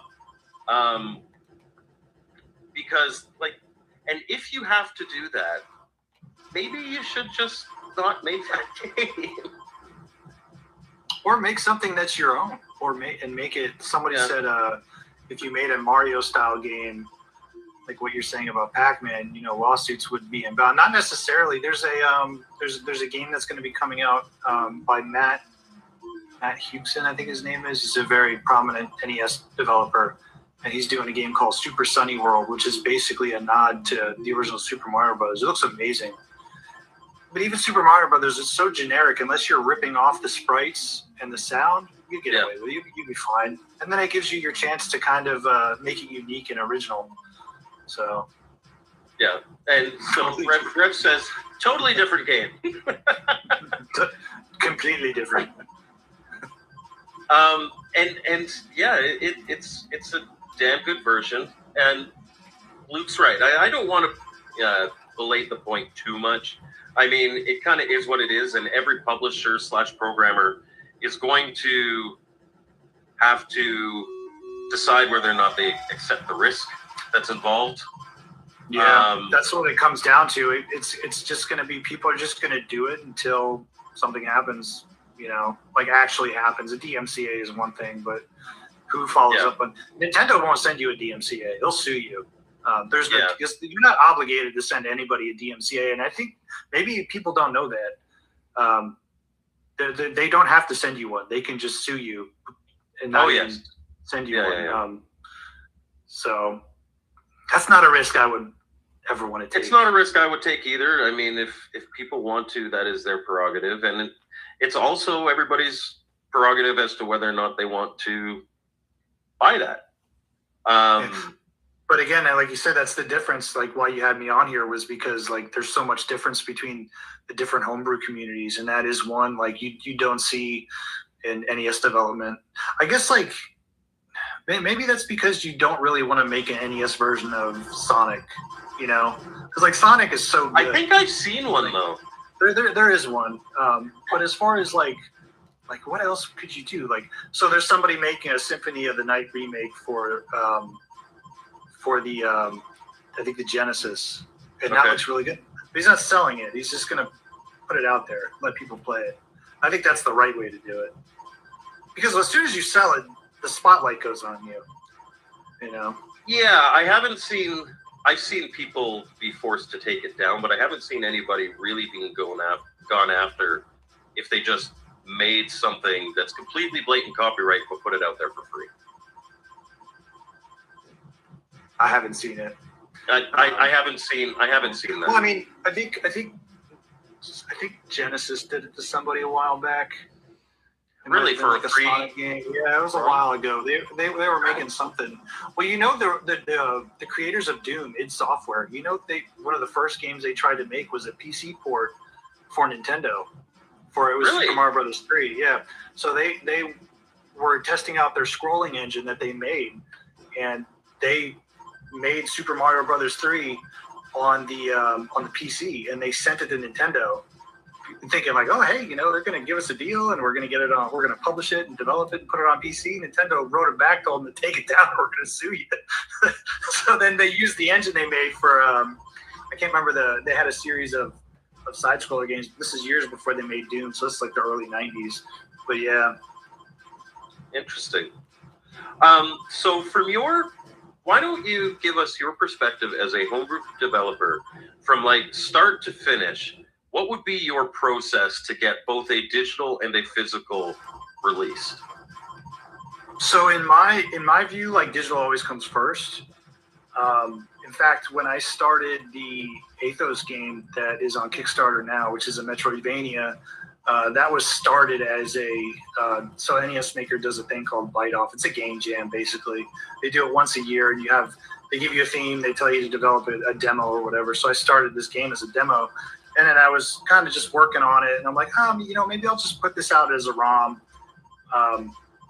I didn't know if I wanted to do a physical release of it, and just because it's a lot of work to do a Kickstarter and do physical release. At the time, I just finished wrapping up my last game that was on Kickstarter. So I don't know if I want to do that again.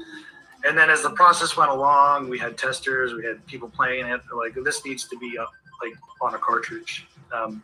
So then I was like, all right, we'll put it on cartridge. But for me, digital always comes first. I'm fine with just putting a ROM out there. I think if it's a good game that's worth selling, I will do a physical.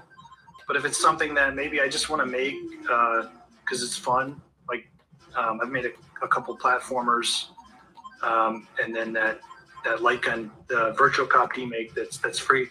Those are all free games that I just put on itch. And I did a Halloween game that took me a month and a half to make. So quick games. I've thought about going back and finishing them and cleaning them up and putting them on physicals and doing a Kickstarter, but I think in the beginning, if it's a big game that I plan on doing, for me it's always digital or both. Okay. So the game I'm starting development on now, it's going to be that Dark Souls type game I was telling you about. That's going to be obviously a physical at some point. But we always have the digital ROM available. A lot of people like the digital ROM. And then there's an opportunity to put it on Steam. I mean, I don't know how that would work within television games. In the NES dev community, there's a wrapper that you can basically put your game on, and then it wraps it inside an emulator, and you can upload it on Steam. So you're playing it on an emulator. They do the same thing with Switch ports as well. I think there's a couple NES games on the Switch that are just wrapped in an emulator, basically.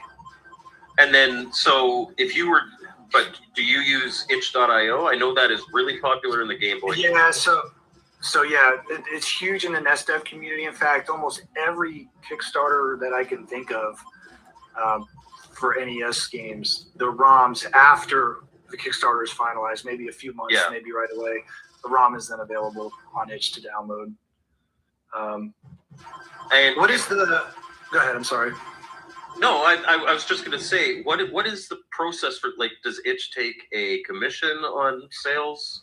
They do, but you can set the commission on itch, and you can set it down to a 0.5%, and it doesn't affect your how you show up in the algorithm. So say example, if I put a game on itch and I make it $10, and I say I'm going to give itch 50% of the revenue, which I don't know why anyone would do that because you don't have to. They're not going to put me higher in the algorithm based on somebody who's only asking or giving itch 1%. Okay. So my process is I put it on itch. I give them the smallest percentage I can because I'm not making much money on a digital ROM. Once the Kickstarters are wrapped up and the digital's put out there, you get basically whatever's, because I've paid my sound guy, I paid my artist at that point anyway. So. Yeah. So here I'll share my screen, and this is I'm going to use Mad Sox Games because they actually give me a plug when I've reviewed one of their games here. So even if you are not you don't have a website, all you did was program in a television game, you could put it up here, and he's got his store. You could buy all these different games, and I've actually looked at all of these on the channel.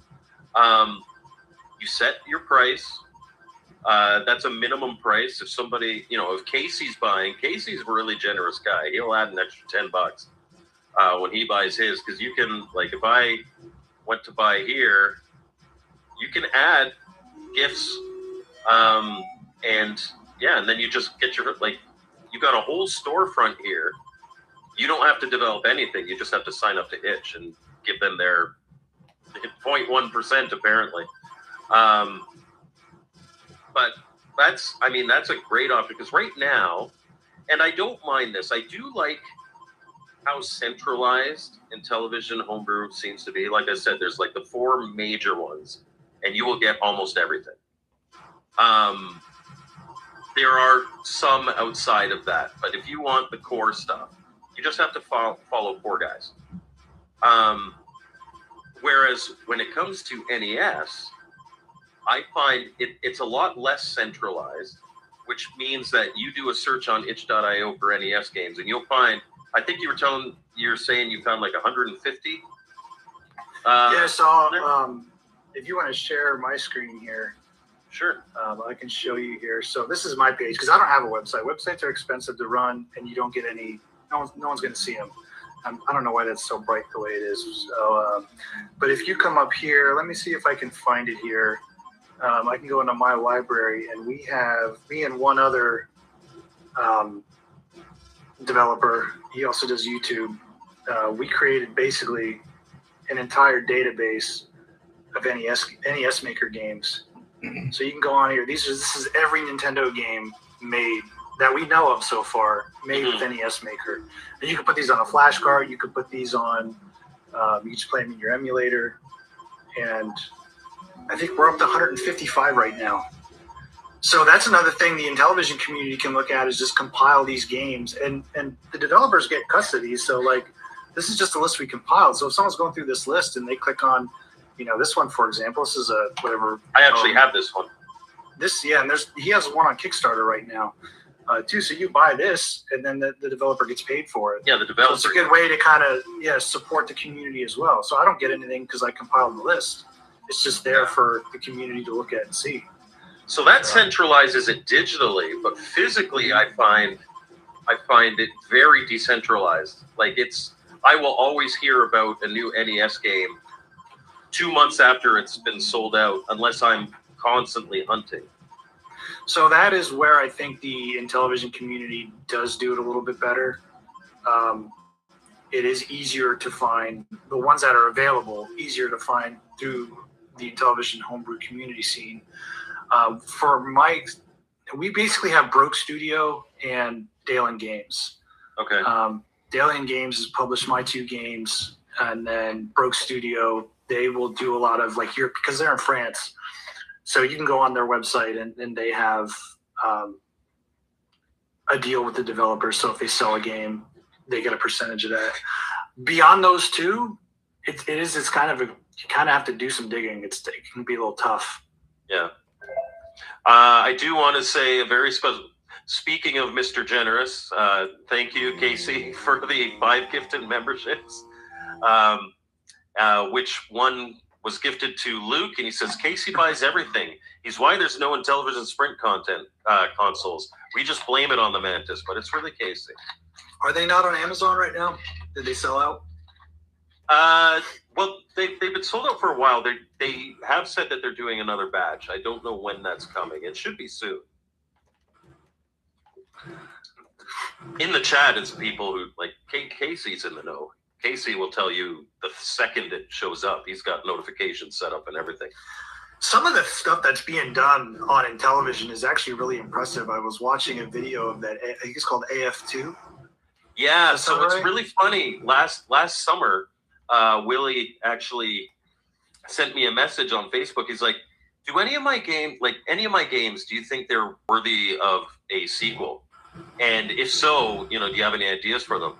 And I said, well, Anthropomorphic Force, the first one, AF, it ends on a cliffhanger that kind of tied together all the Kai magazine games. So you could absolutely do a sequel of that, and I gave all different ideas for it.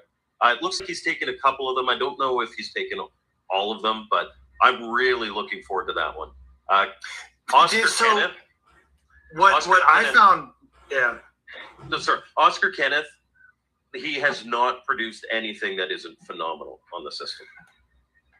So what I found interesting about that was the parallax scrolling, because that's someone was asking about mappers earlier. They asked what a mapper was, and one of the things that different mappers will do is allow you the ability to bank switch, which basically means you're taking data from other parts of the ROM, and you're just going between data to kind of make changes on the fly.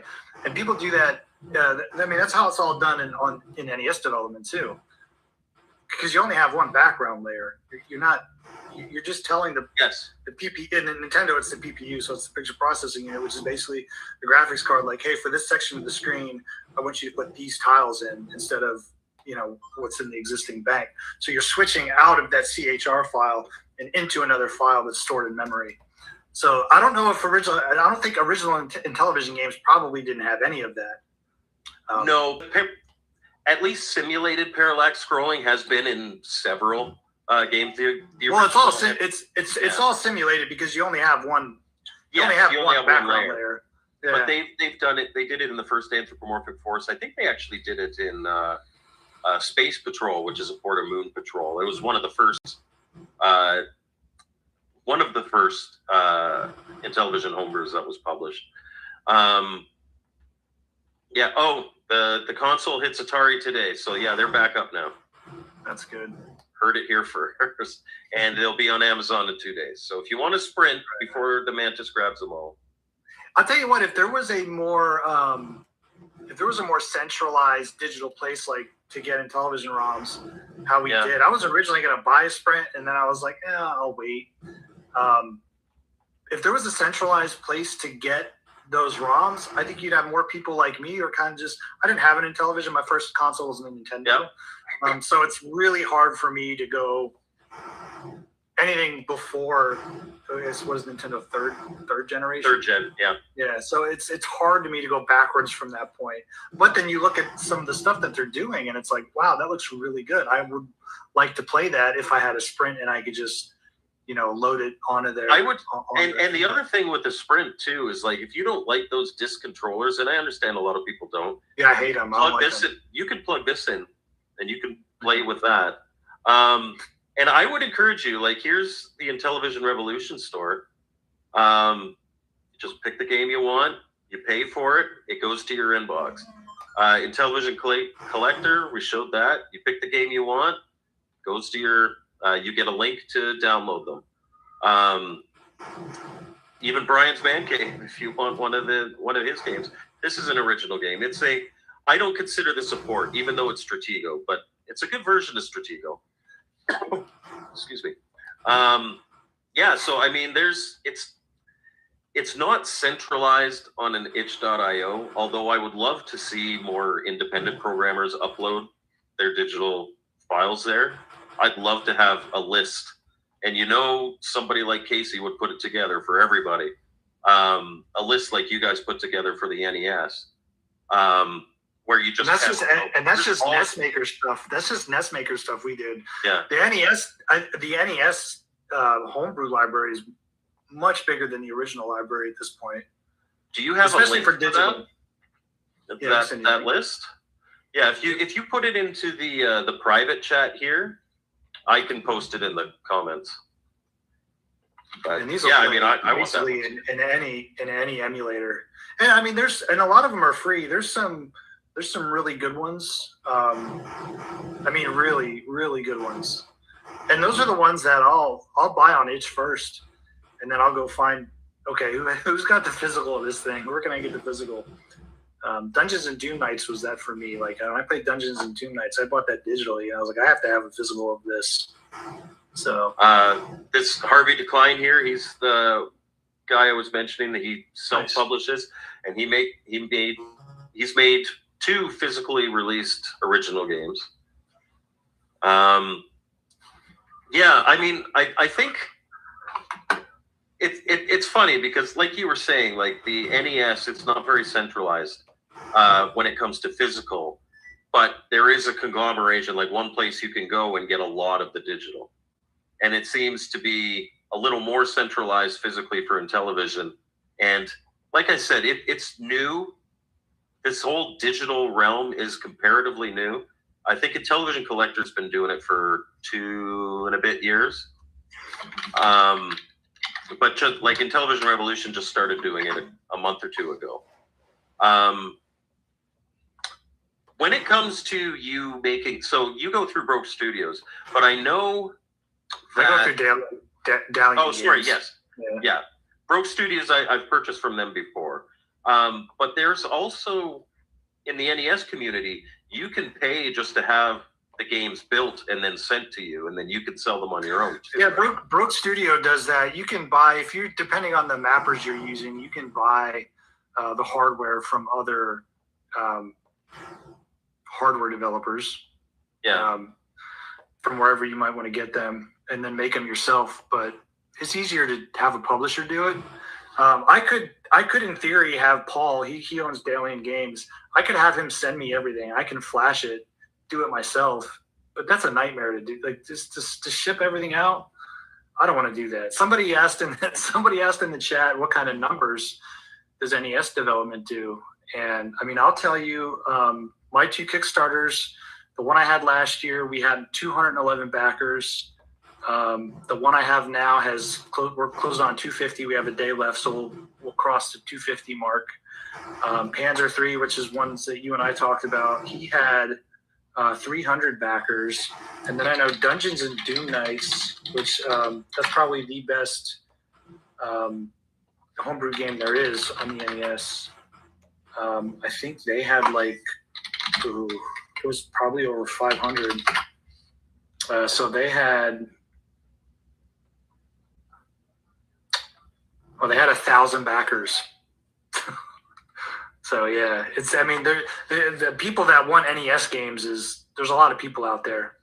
It is a bigger market, admittedly. It's an easier system to go back to. I feel like, from my experience, I've met some homebrew developers and NES dev that are like in their early 20s. I just asked them, like, why NES? Like, your first console is probably a Nintendo Wii or something.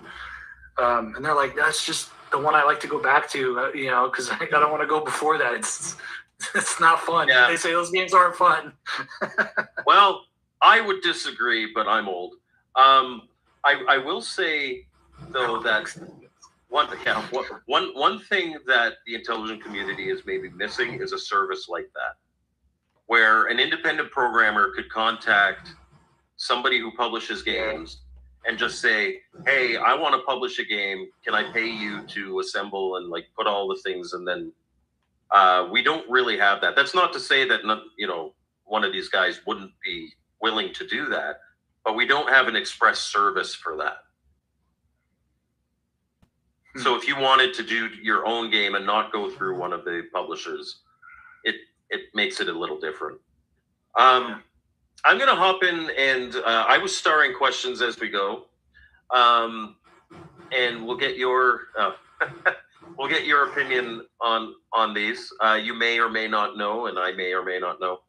Can you please ask how easy it would be for a developer to update a game, an existing game, in this case, an existing homebrew game, because I know exactly what he's asking for, with a new character? For example, if Corey Casey wanted a new character added, let's call her Michelle, to a game about mermaids. It's really easy. You just go and you change a sprite. Yeah, it sounds like a ROM hacking question. Yeah. Ironically, I don't know the first thing about ROM hacking. I could program an NES game.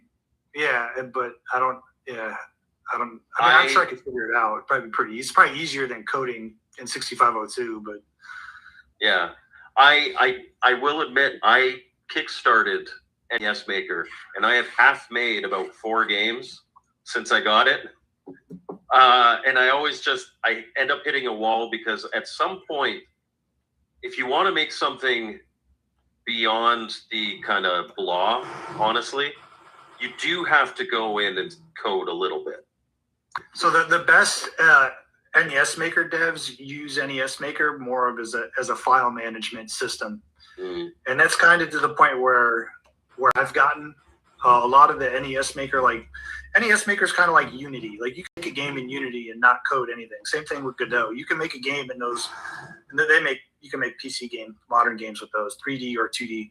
You can go in those systems and make a game and not put a single line of code in. That's what NES Maker was intended to be. Yeah. But it only does it to a certain degree. So if you, like you said, you want to do something beyond what's written in the pre-existing code that's in there, you have to first learn code and then change it. So you have to know what you're looking at. And then to go even beyond that, you need to start writing custom subroutines and custom scripts and then loading them in the system. So, but yeah, I mean, it's tough. Like, I'll be honest with you, when I first started using NES Maker, I was like, this is too hard. I don't want to learn how to do all this. But then I came across some tutorial videos and started learning slowly. I'm like, oh, okay, this is start here. Yeah. And there's still a lot of things that confuse me, like stuff with like the non-maskable interface and how the CPU talks to the PPU. There's still a lot of stuff in there that's really hard to do. I would consider myself like a intermediate coder. I'm not perfect by any means, but I've kind of just figured out how to make things work as I go. So. Yeah. I will say to this, I have heard the person who constantly says that NES Maker is a color by. I wish it was color by numbers. I wish it was in my life. It isn't. It does make it a lot more approachable for somebody to do it. And I have never been upset. Like there was a point in time I remember hearing a publisher of Intellivision. He's like, oh, this is a really good game, but I found out he made it in Inti Basic as opposed to programming it in machine code. And I straight up told him, like, who cares? If it's a good game, it's a good game. It doesn't matter what tools you use. You can use NES Maker and come up with crap, and you could program an assembly and come out with awesome. It doesn't just automatically make it. Armchair Rocker said something about animated tiles. So the people you probably asked just aren't familiar with bank switching. Because it's not animated tiles is super easy to do in NES Maker. So NES Maker has a predetermined number of CHR files that it'll call in the name table depending on what screen you're on. So you just have to learn basically how to go in there and bank switch it. It's not difficult at all. The NES game list that you put there, that's the NES Maker games that you found on itch, right? Mm-hmm. Yeah, so that's not all NES games on itch. That's NES Maker games on itch. To answer that question. So the next question is also from Tofu. How difficult, in your opinion, is it? And this isn't really what you do, so I'm not sure if you have that answer. To convert a game to a new retro platform. So like converting from one system to another. All the rules, logic, level design, art have been decided. The code needs to change for the platform. You basically just have to remake everything from the ground up. Yeah. So like on are you familiar with Virtual Cop? I'm familiar with Virtual Cop, yeah. So if you want to just click on this, I can put this up here. So, and Torque, thank you very much, sir. I appreciate that a lot. So basically all I did was just copy the graphics here as best I could in 8-bit. So you go from one to the other. And then I had my sound guy. I sent him like different types of, I sent him the tracks because he had actually never played it and then remade the soundtrack. I think I watched you play this on stream at one point. I did. It uses the light gun, so a lot more fun with the light gun. It's really hard with the controller. So yeah, I mean, you basically just have to go through and remake everything. You can't really convert it because the coding is going to be completely different. Yeah, I think you answered this one before. What's a mapper? Mm-hmm. It's just different chips and different ways of making the same thing. Yeah, the NES had different ones. So NES used to gatekeep their mappers because back in the 80s and 90s, they would only allow developers. There's way more mappers than what were allowed to be used that Nintendo would approve. That's why you see like in Contra, on the Japanese version, you see animated tiles on the trees. And then in the US version, it's all static. So that's because Nintendo Japan allowed different mappers to be used for the Famicom.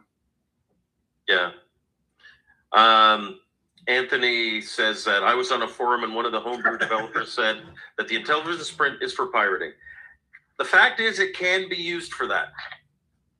Whenever you're in a digital world, it can be used for that. I think the bridge we need to cross is a trust that the people, like for instance, Casey did mention earlier, it's like, have you ever downloaded a television show or a song before? Like illegally. I used to, like back in the Napster days, I spent all my time downloading all music. doing it. We're all doing it.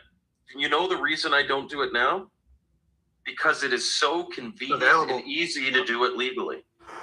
Yeah, 100%. Nobody. Well, when I was deployed, so I was deployed in 2005. So this was there was no digital media or anything, but Napster and the Kazaa, whatever sites you could use, there were guys on my ship who would sell burned DVDs of movies, and you go to them and you pay $3 for, training day or whatever, and they would sell hundreds of them. But now, like you said, you don't have to do that because I could go on my phone on any app or whatever. Like sometimes I'll be sitting in my living room and be like, I want to watch this movie. That's $2. I can pay $2. Yeah. And I think, like you said, once that's available and ready, making things available digitally kind of deters that piracy. And making it convenient. I think that's one of the most important part. As long as I don't have to jump through hoops, like I mentioned with both Intellivision Collector and Intellivision Revolution, you click what you want to buy, you go through their cart, you've got an email with with a link, with a download link within minutes. It's done. I don't have to search for it. I don't have to worry, if somebody finds out that I've pirated this and I'm going to be ostracized from the community and nobody wants to sell to me. I mean, it's just easy. And I love the fact that it's easy. And it's supporting the developer, and it makes them want to, like when I see, the games I have on itch, every now and then I'll be looking at my email. It's like, I sold a copy of Desert of the Undead. I'm like, oh, nice, So all that work I did years ago, and it just makes you feel good. And it's like, having that support system. Absolutely. All right, let's get through this one's a really open-ended question. It depends on the game. I know for a fact that in some Intellivision games that have come out and have actually been quite popular over the years were programmed in like a week. My record some of them taking like 2 years. My record is probably 3 weeks, but it's super buggy still. I haven't gone back and changed a lot. It was kind of like more of an experimental thing for me. The game is playable start to finish. It's super basic. It's just a platformer. And it's got some like quirks, and then I did a sequel to that one this last Halloween where I dove into it a little bit more and started changing collisions and stuff. I wanted to make a turtle shell mechanic, how like Super Mario Brothers has. Oh, okay, yeah. And the whole creation of that game was like I wanted to make that mechanic. So then I made a game around it. I made the platformer around it. Like I'll just continue this, and it's free on itch. So but the game I'm working on now that I'm finishing up, that's on Kickstarter, that took me over a year to make. So it really just depends. Yeah, it also depends on how good of a coder you are, what you're using. Like I wouldn't have been able to make a 3-week game without using NES Maker. Like if I were to code that from the ground up, which I don't know how to do because I've never done it, I could figure it out probably, but I don't want to. Yeah. Because I don't have to. It really just depends. And then, like I was mentioning, Elevator Agent from Champ Games earlier. That was 6 years in the making. That's crazy. And you can tell when you do. There's a couple NES games that are out there that are still kind of lingering that should finally be coming to fruition, and they're unbelievable because there's demos of them and you play. It's like, oh my god, this is unbelievably good. Yeah. Anthony, this is just more of a comment. I will buy ROMs from the people that publish it. If the Sprint didn't come out, you wouldn't have had my money. So there you go. My rant is over. Yeah, there's a lot of people because it brings in a lot of people new to the hobby too. Like I made a video. People who were maybe priced out of the hobby. Yeah. Like I know. Like Off Grid Arcade, Bart. He's got a channel, Off Grid Arcade.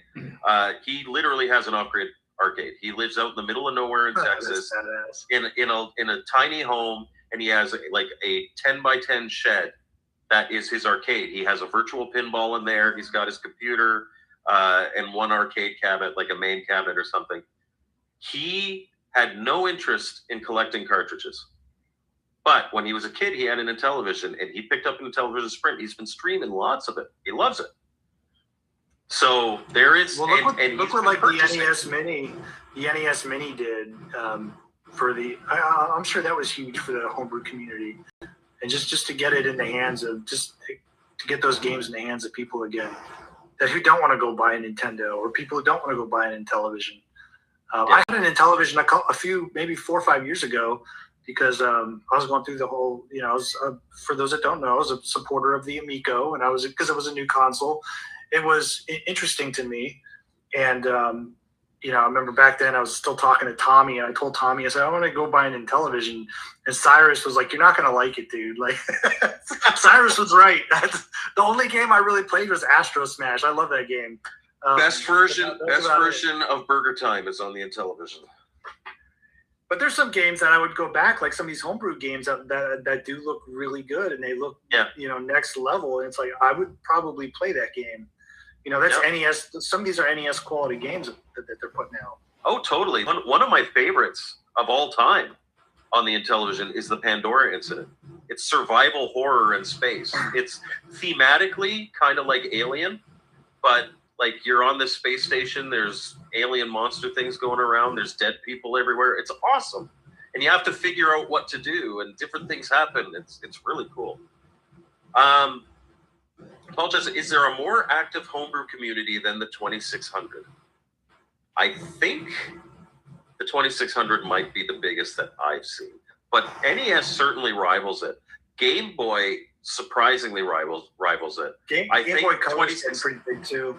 I think 2600 is probably the best organized, simply because they have that real solid hub in Atari Age. Well, the thing about Game Boy is that Game Boy or Game Boy Color, they have that. It's kind of like NES Maker that they have, and that's brought a lot of. I can't think of the name of it, but that's brought a lot of developers in, much like the NES community has. Game Boy Studio, that's it. Oh yes, the Game Boy Studio is kind of like NES Maker, so that's really grown that community. The guy who made NES Maker, he's coming up with the next version of NES Maker is going to be called Retro Game Forge. And supposedly, he says this, but so we don't know when it's going to happen, but it's going to support Super Nintendo development. And if that happens, that's going to be huge, because they've been talking about this SNES Maker for a while. Yeah, there's not really a big homebrew scene for Super Nintendo. Mm-hmm. Yeah, that's right. The black hole of time. Yeah, time really does go by. Like, I remember there's some nights where I'll want to. Like, when I develop a game, I do a little bit at a time. Sometimes it's super simple stuff. Like today, I was making a table for because your player's going to have different types of weapons you can cycle through. So I needed to make a table for that. So I told myself, I'm just going to make that table today. I'm not going to do anything else. That's super simple stuff. But there's other things that sometimes I'm going to do, and I want to code like object collision, and it takes me like a week. And then like that week just becomes a blur. Sometimes I'll be like, forget to eat and shit like that. Yeah. It really is a black hole. That's a good way of putting it.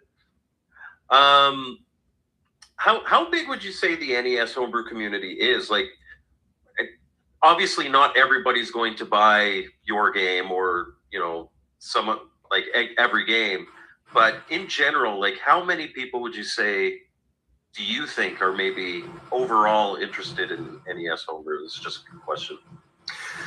So when you look at the size, like how big is the community? When you look at the size of like people supporting the developers, I couldn't even put a number on it. It's massive.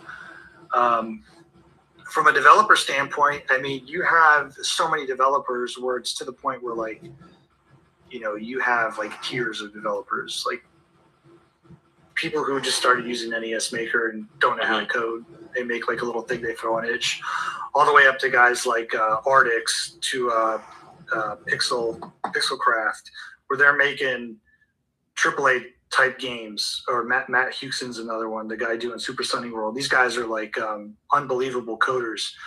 But there's so many developers in between that set. It's almost like I couldn't put a number on it. As far as like actual games go, there's more digital games in the homebrew library than there is American releases or all releases together for that matter.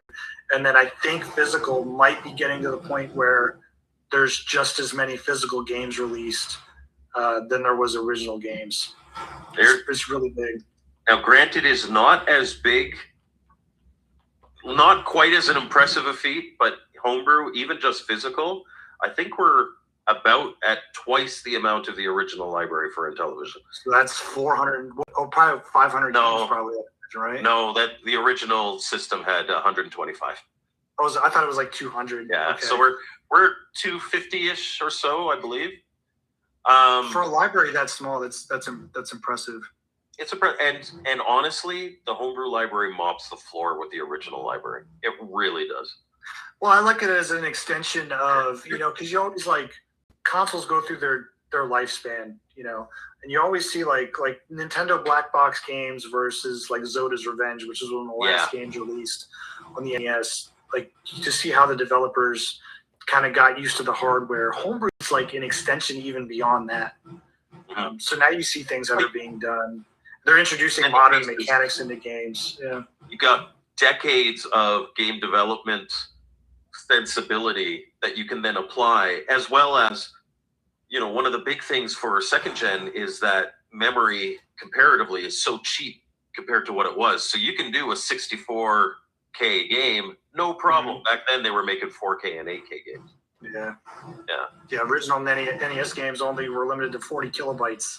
That's the thing with like micro images. They're like, we're going to do 40 kilobytes. And you see like even just because the knowledge that they had, how much better of a game that is and how much better that looks than something like the original Mario Brothers. Yeah. Super impressive. Absolutely. All right, sir, we've done actually a bit more than our hour, which not a problem for me, but I do want to wrap this up with if you have anything, sir, that you would like to plug or anything that you would like to say, because I know that most of our viewers are from the Intellivision homebrew community. If you want to say some comforting thoughts about ROMs and then plug something, you are welcome to. ROMs are not the enemy. They will bring in more people to the community, I think. I think the Intellivision community needs to embrace it.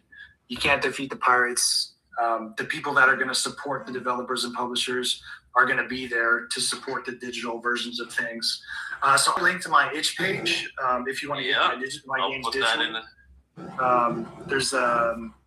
There's 5 games on there. 3 of them are free. The most recent one is you'll see the Athos demo on there. That's on Kickstarter right now. That's a Metroidvania. In fact, this is actually the box for it. I got my from Galen Games. Yeah. I'll bring you up here. He sent me the prototype. And is this one? That is cool looking. This is the gray cartridge here. Collector's edition. Give me 1 second. I think I'm gonna have that.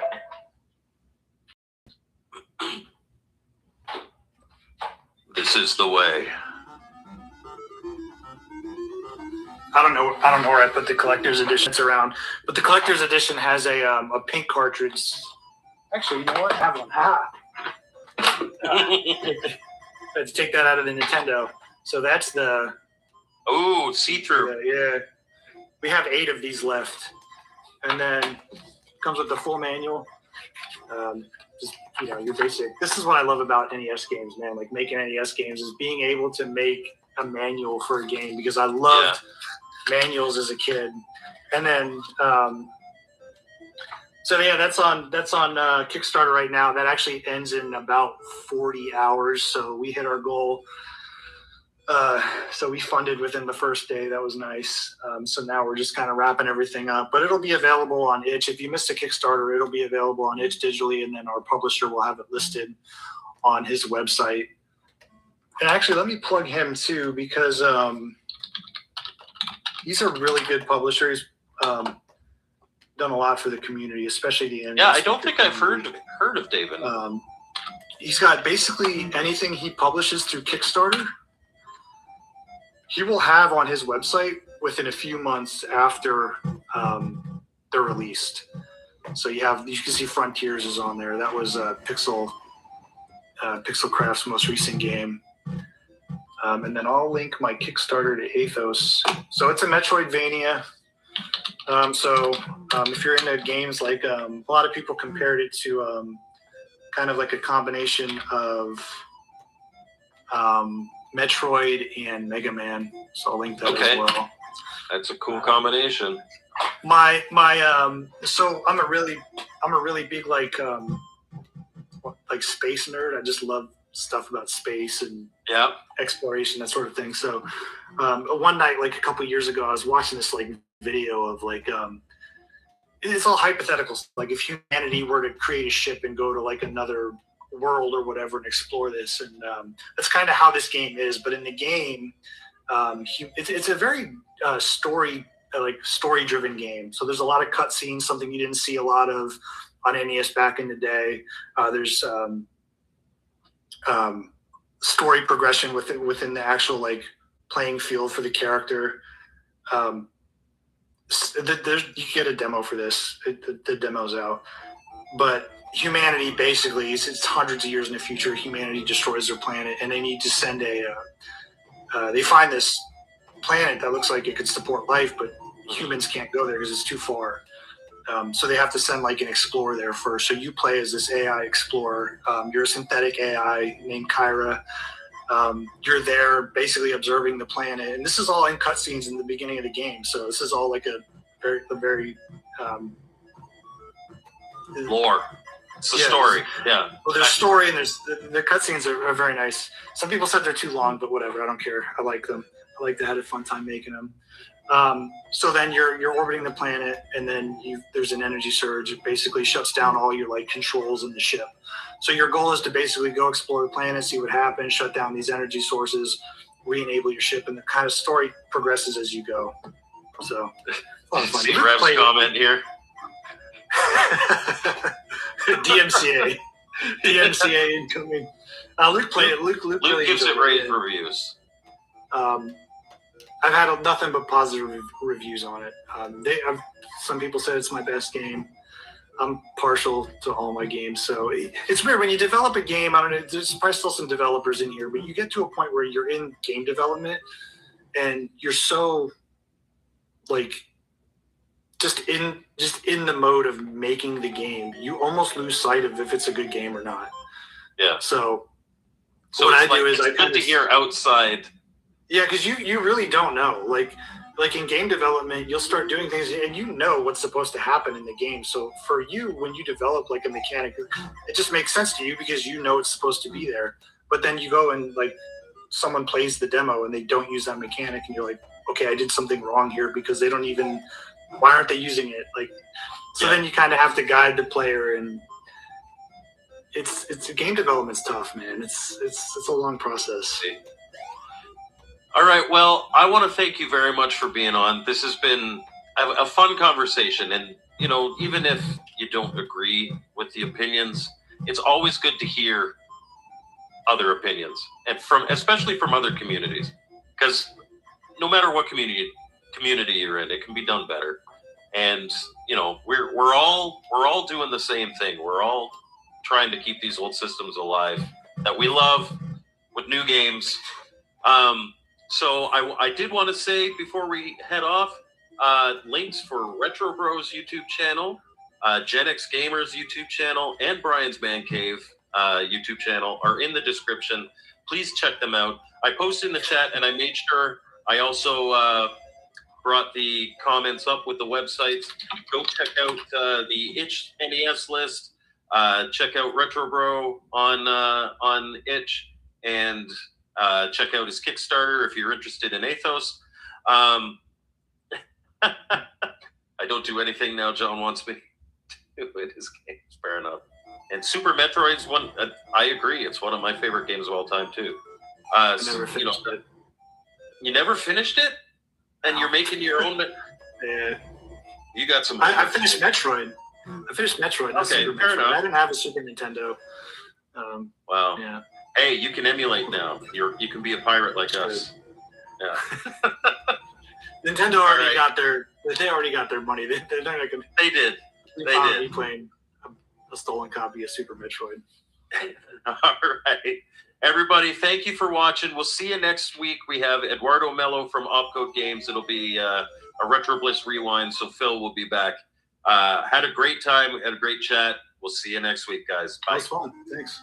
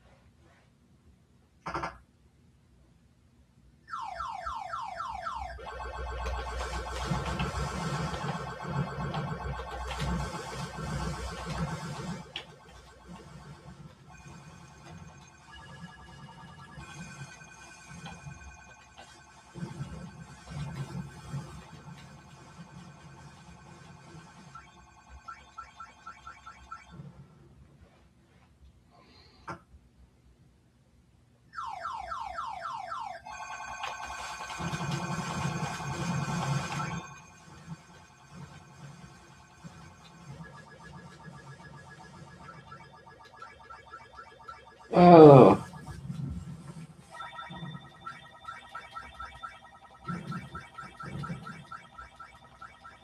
Shit.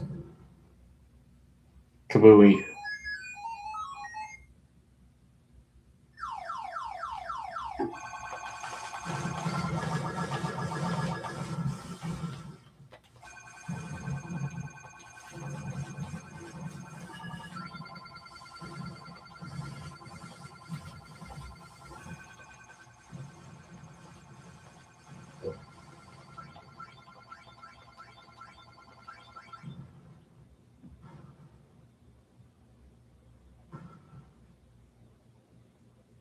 The end. It's actually a little bit funner than the 2600 version.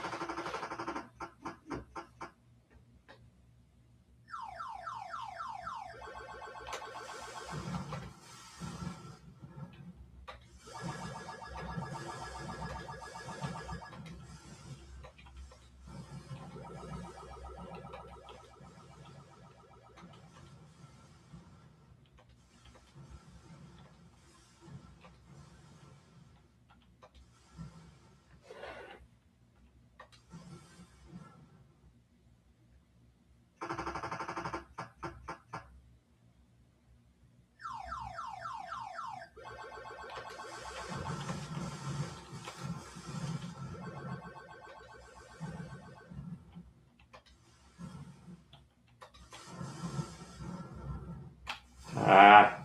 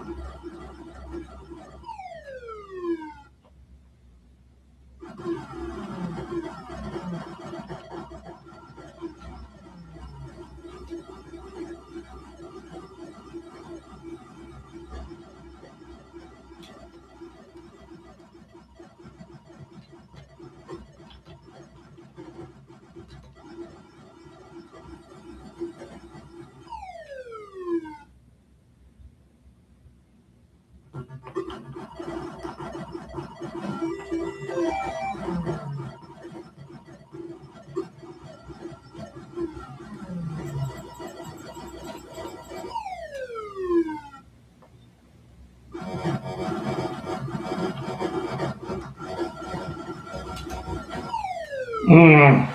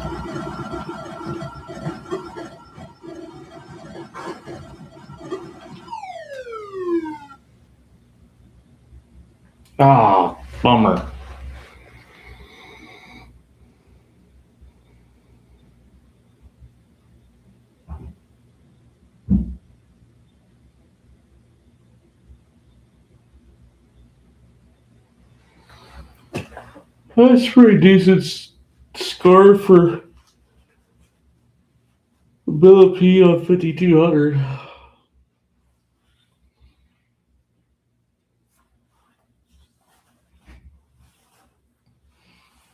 Oh man.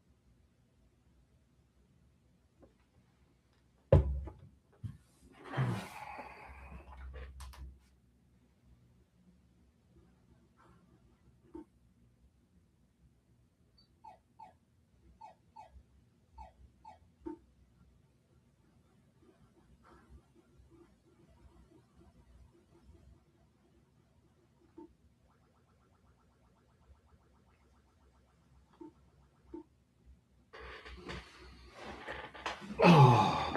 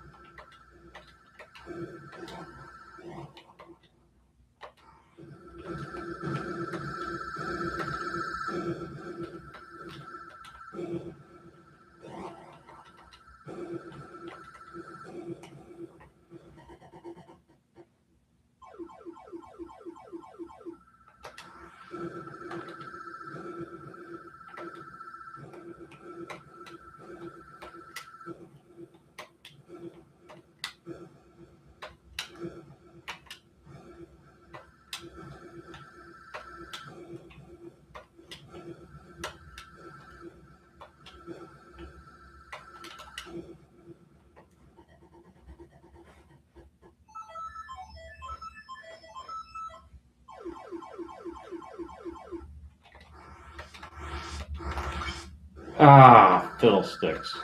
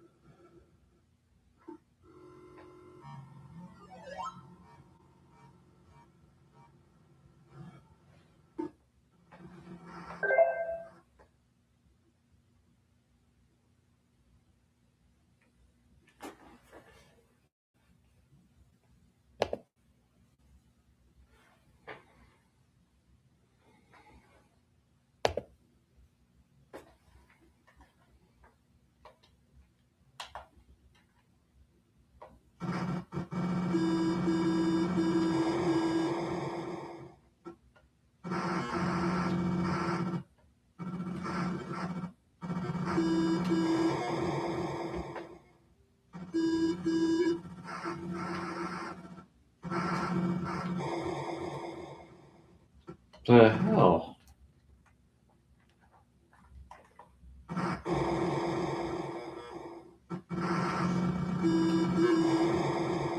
You can't see the freaking road.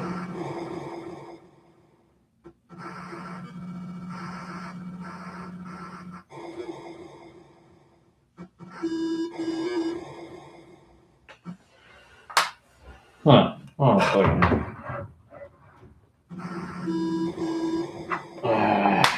Huh.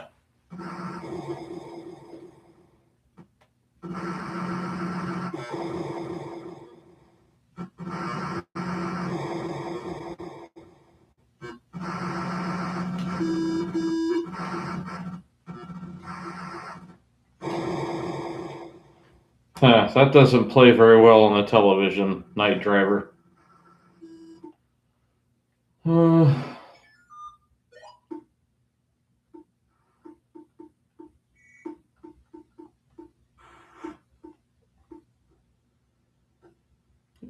Skydiver.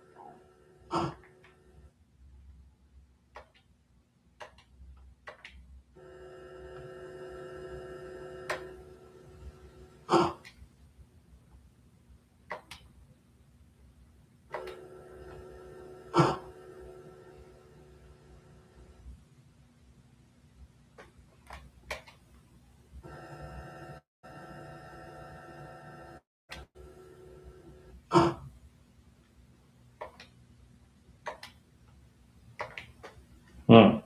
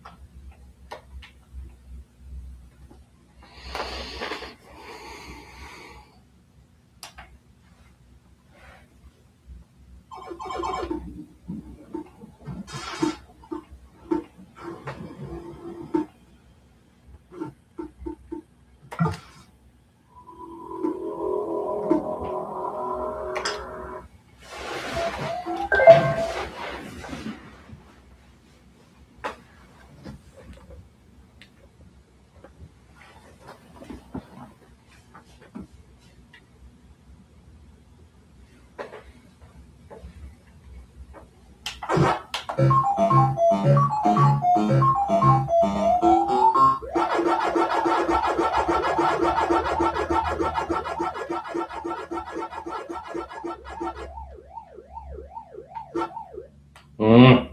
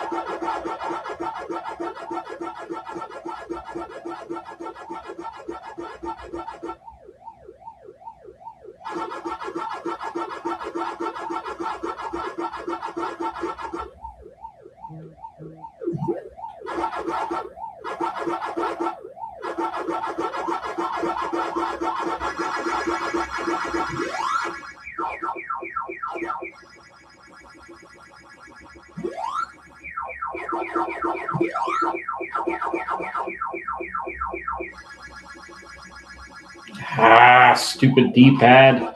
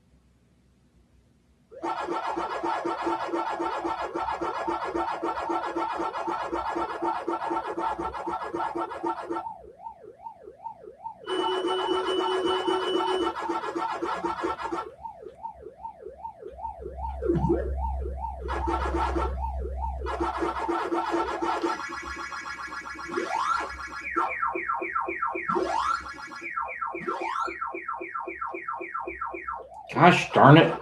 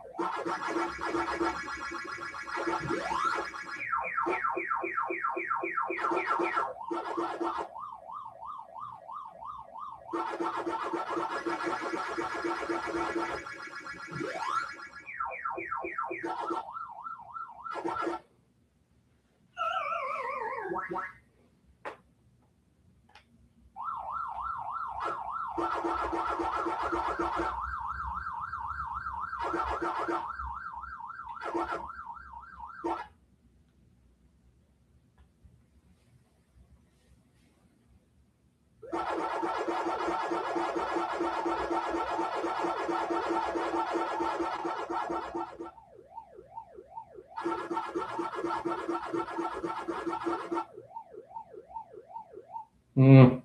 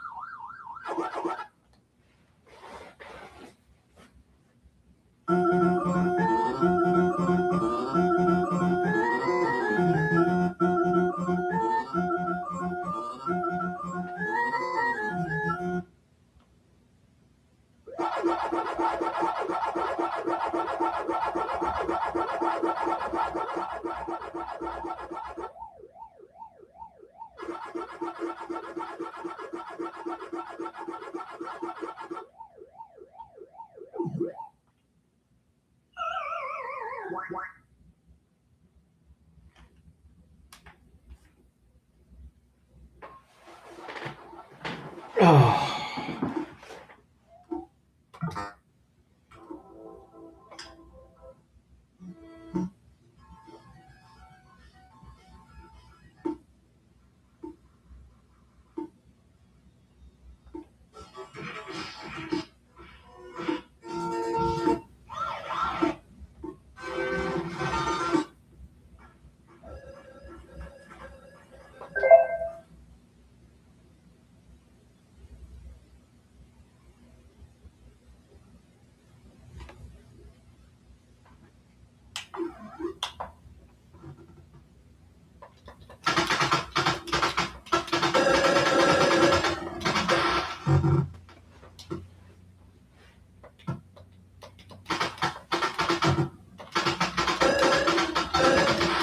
Ah.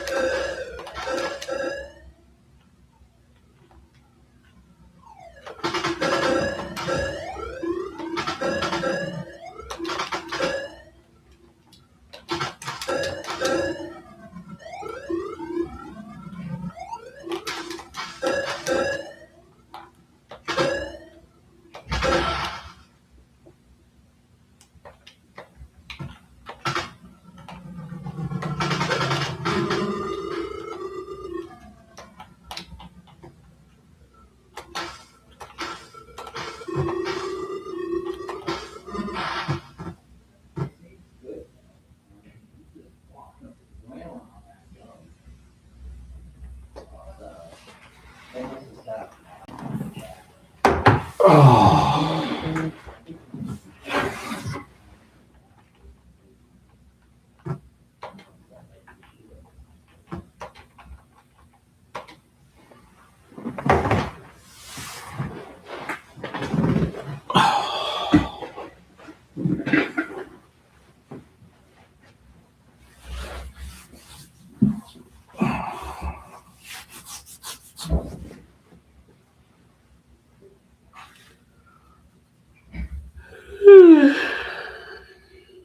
Ugh.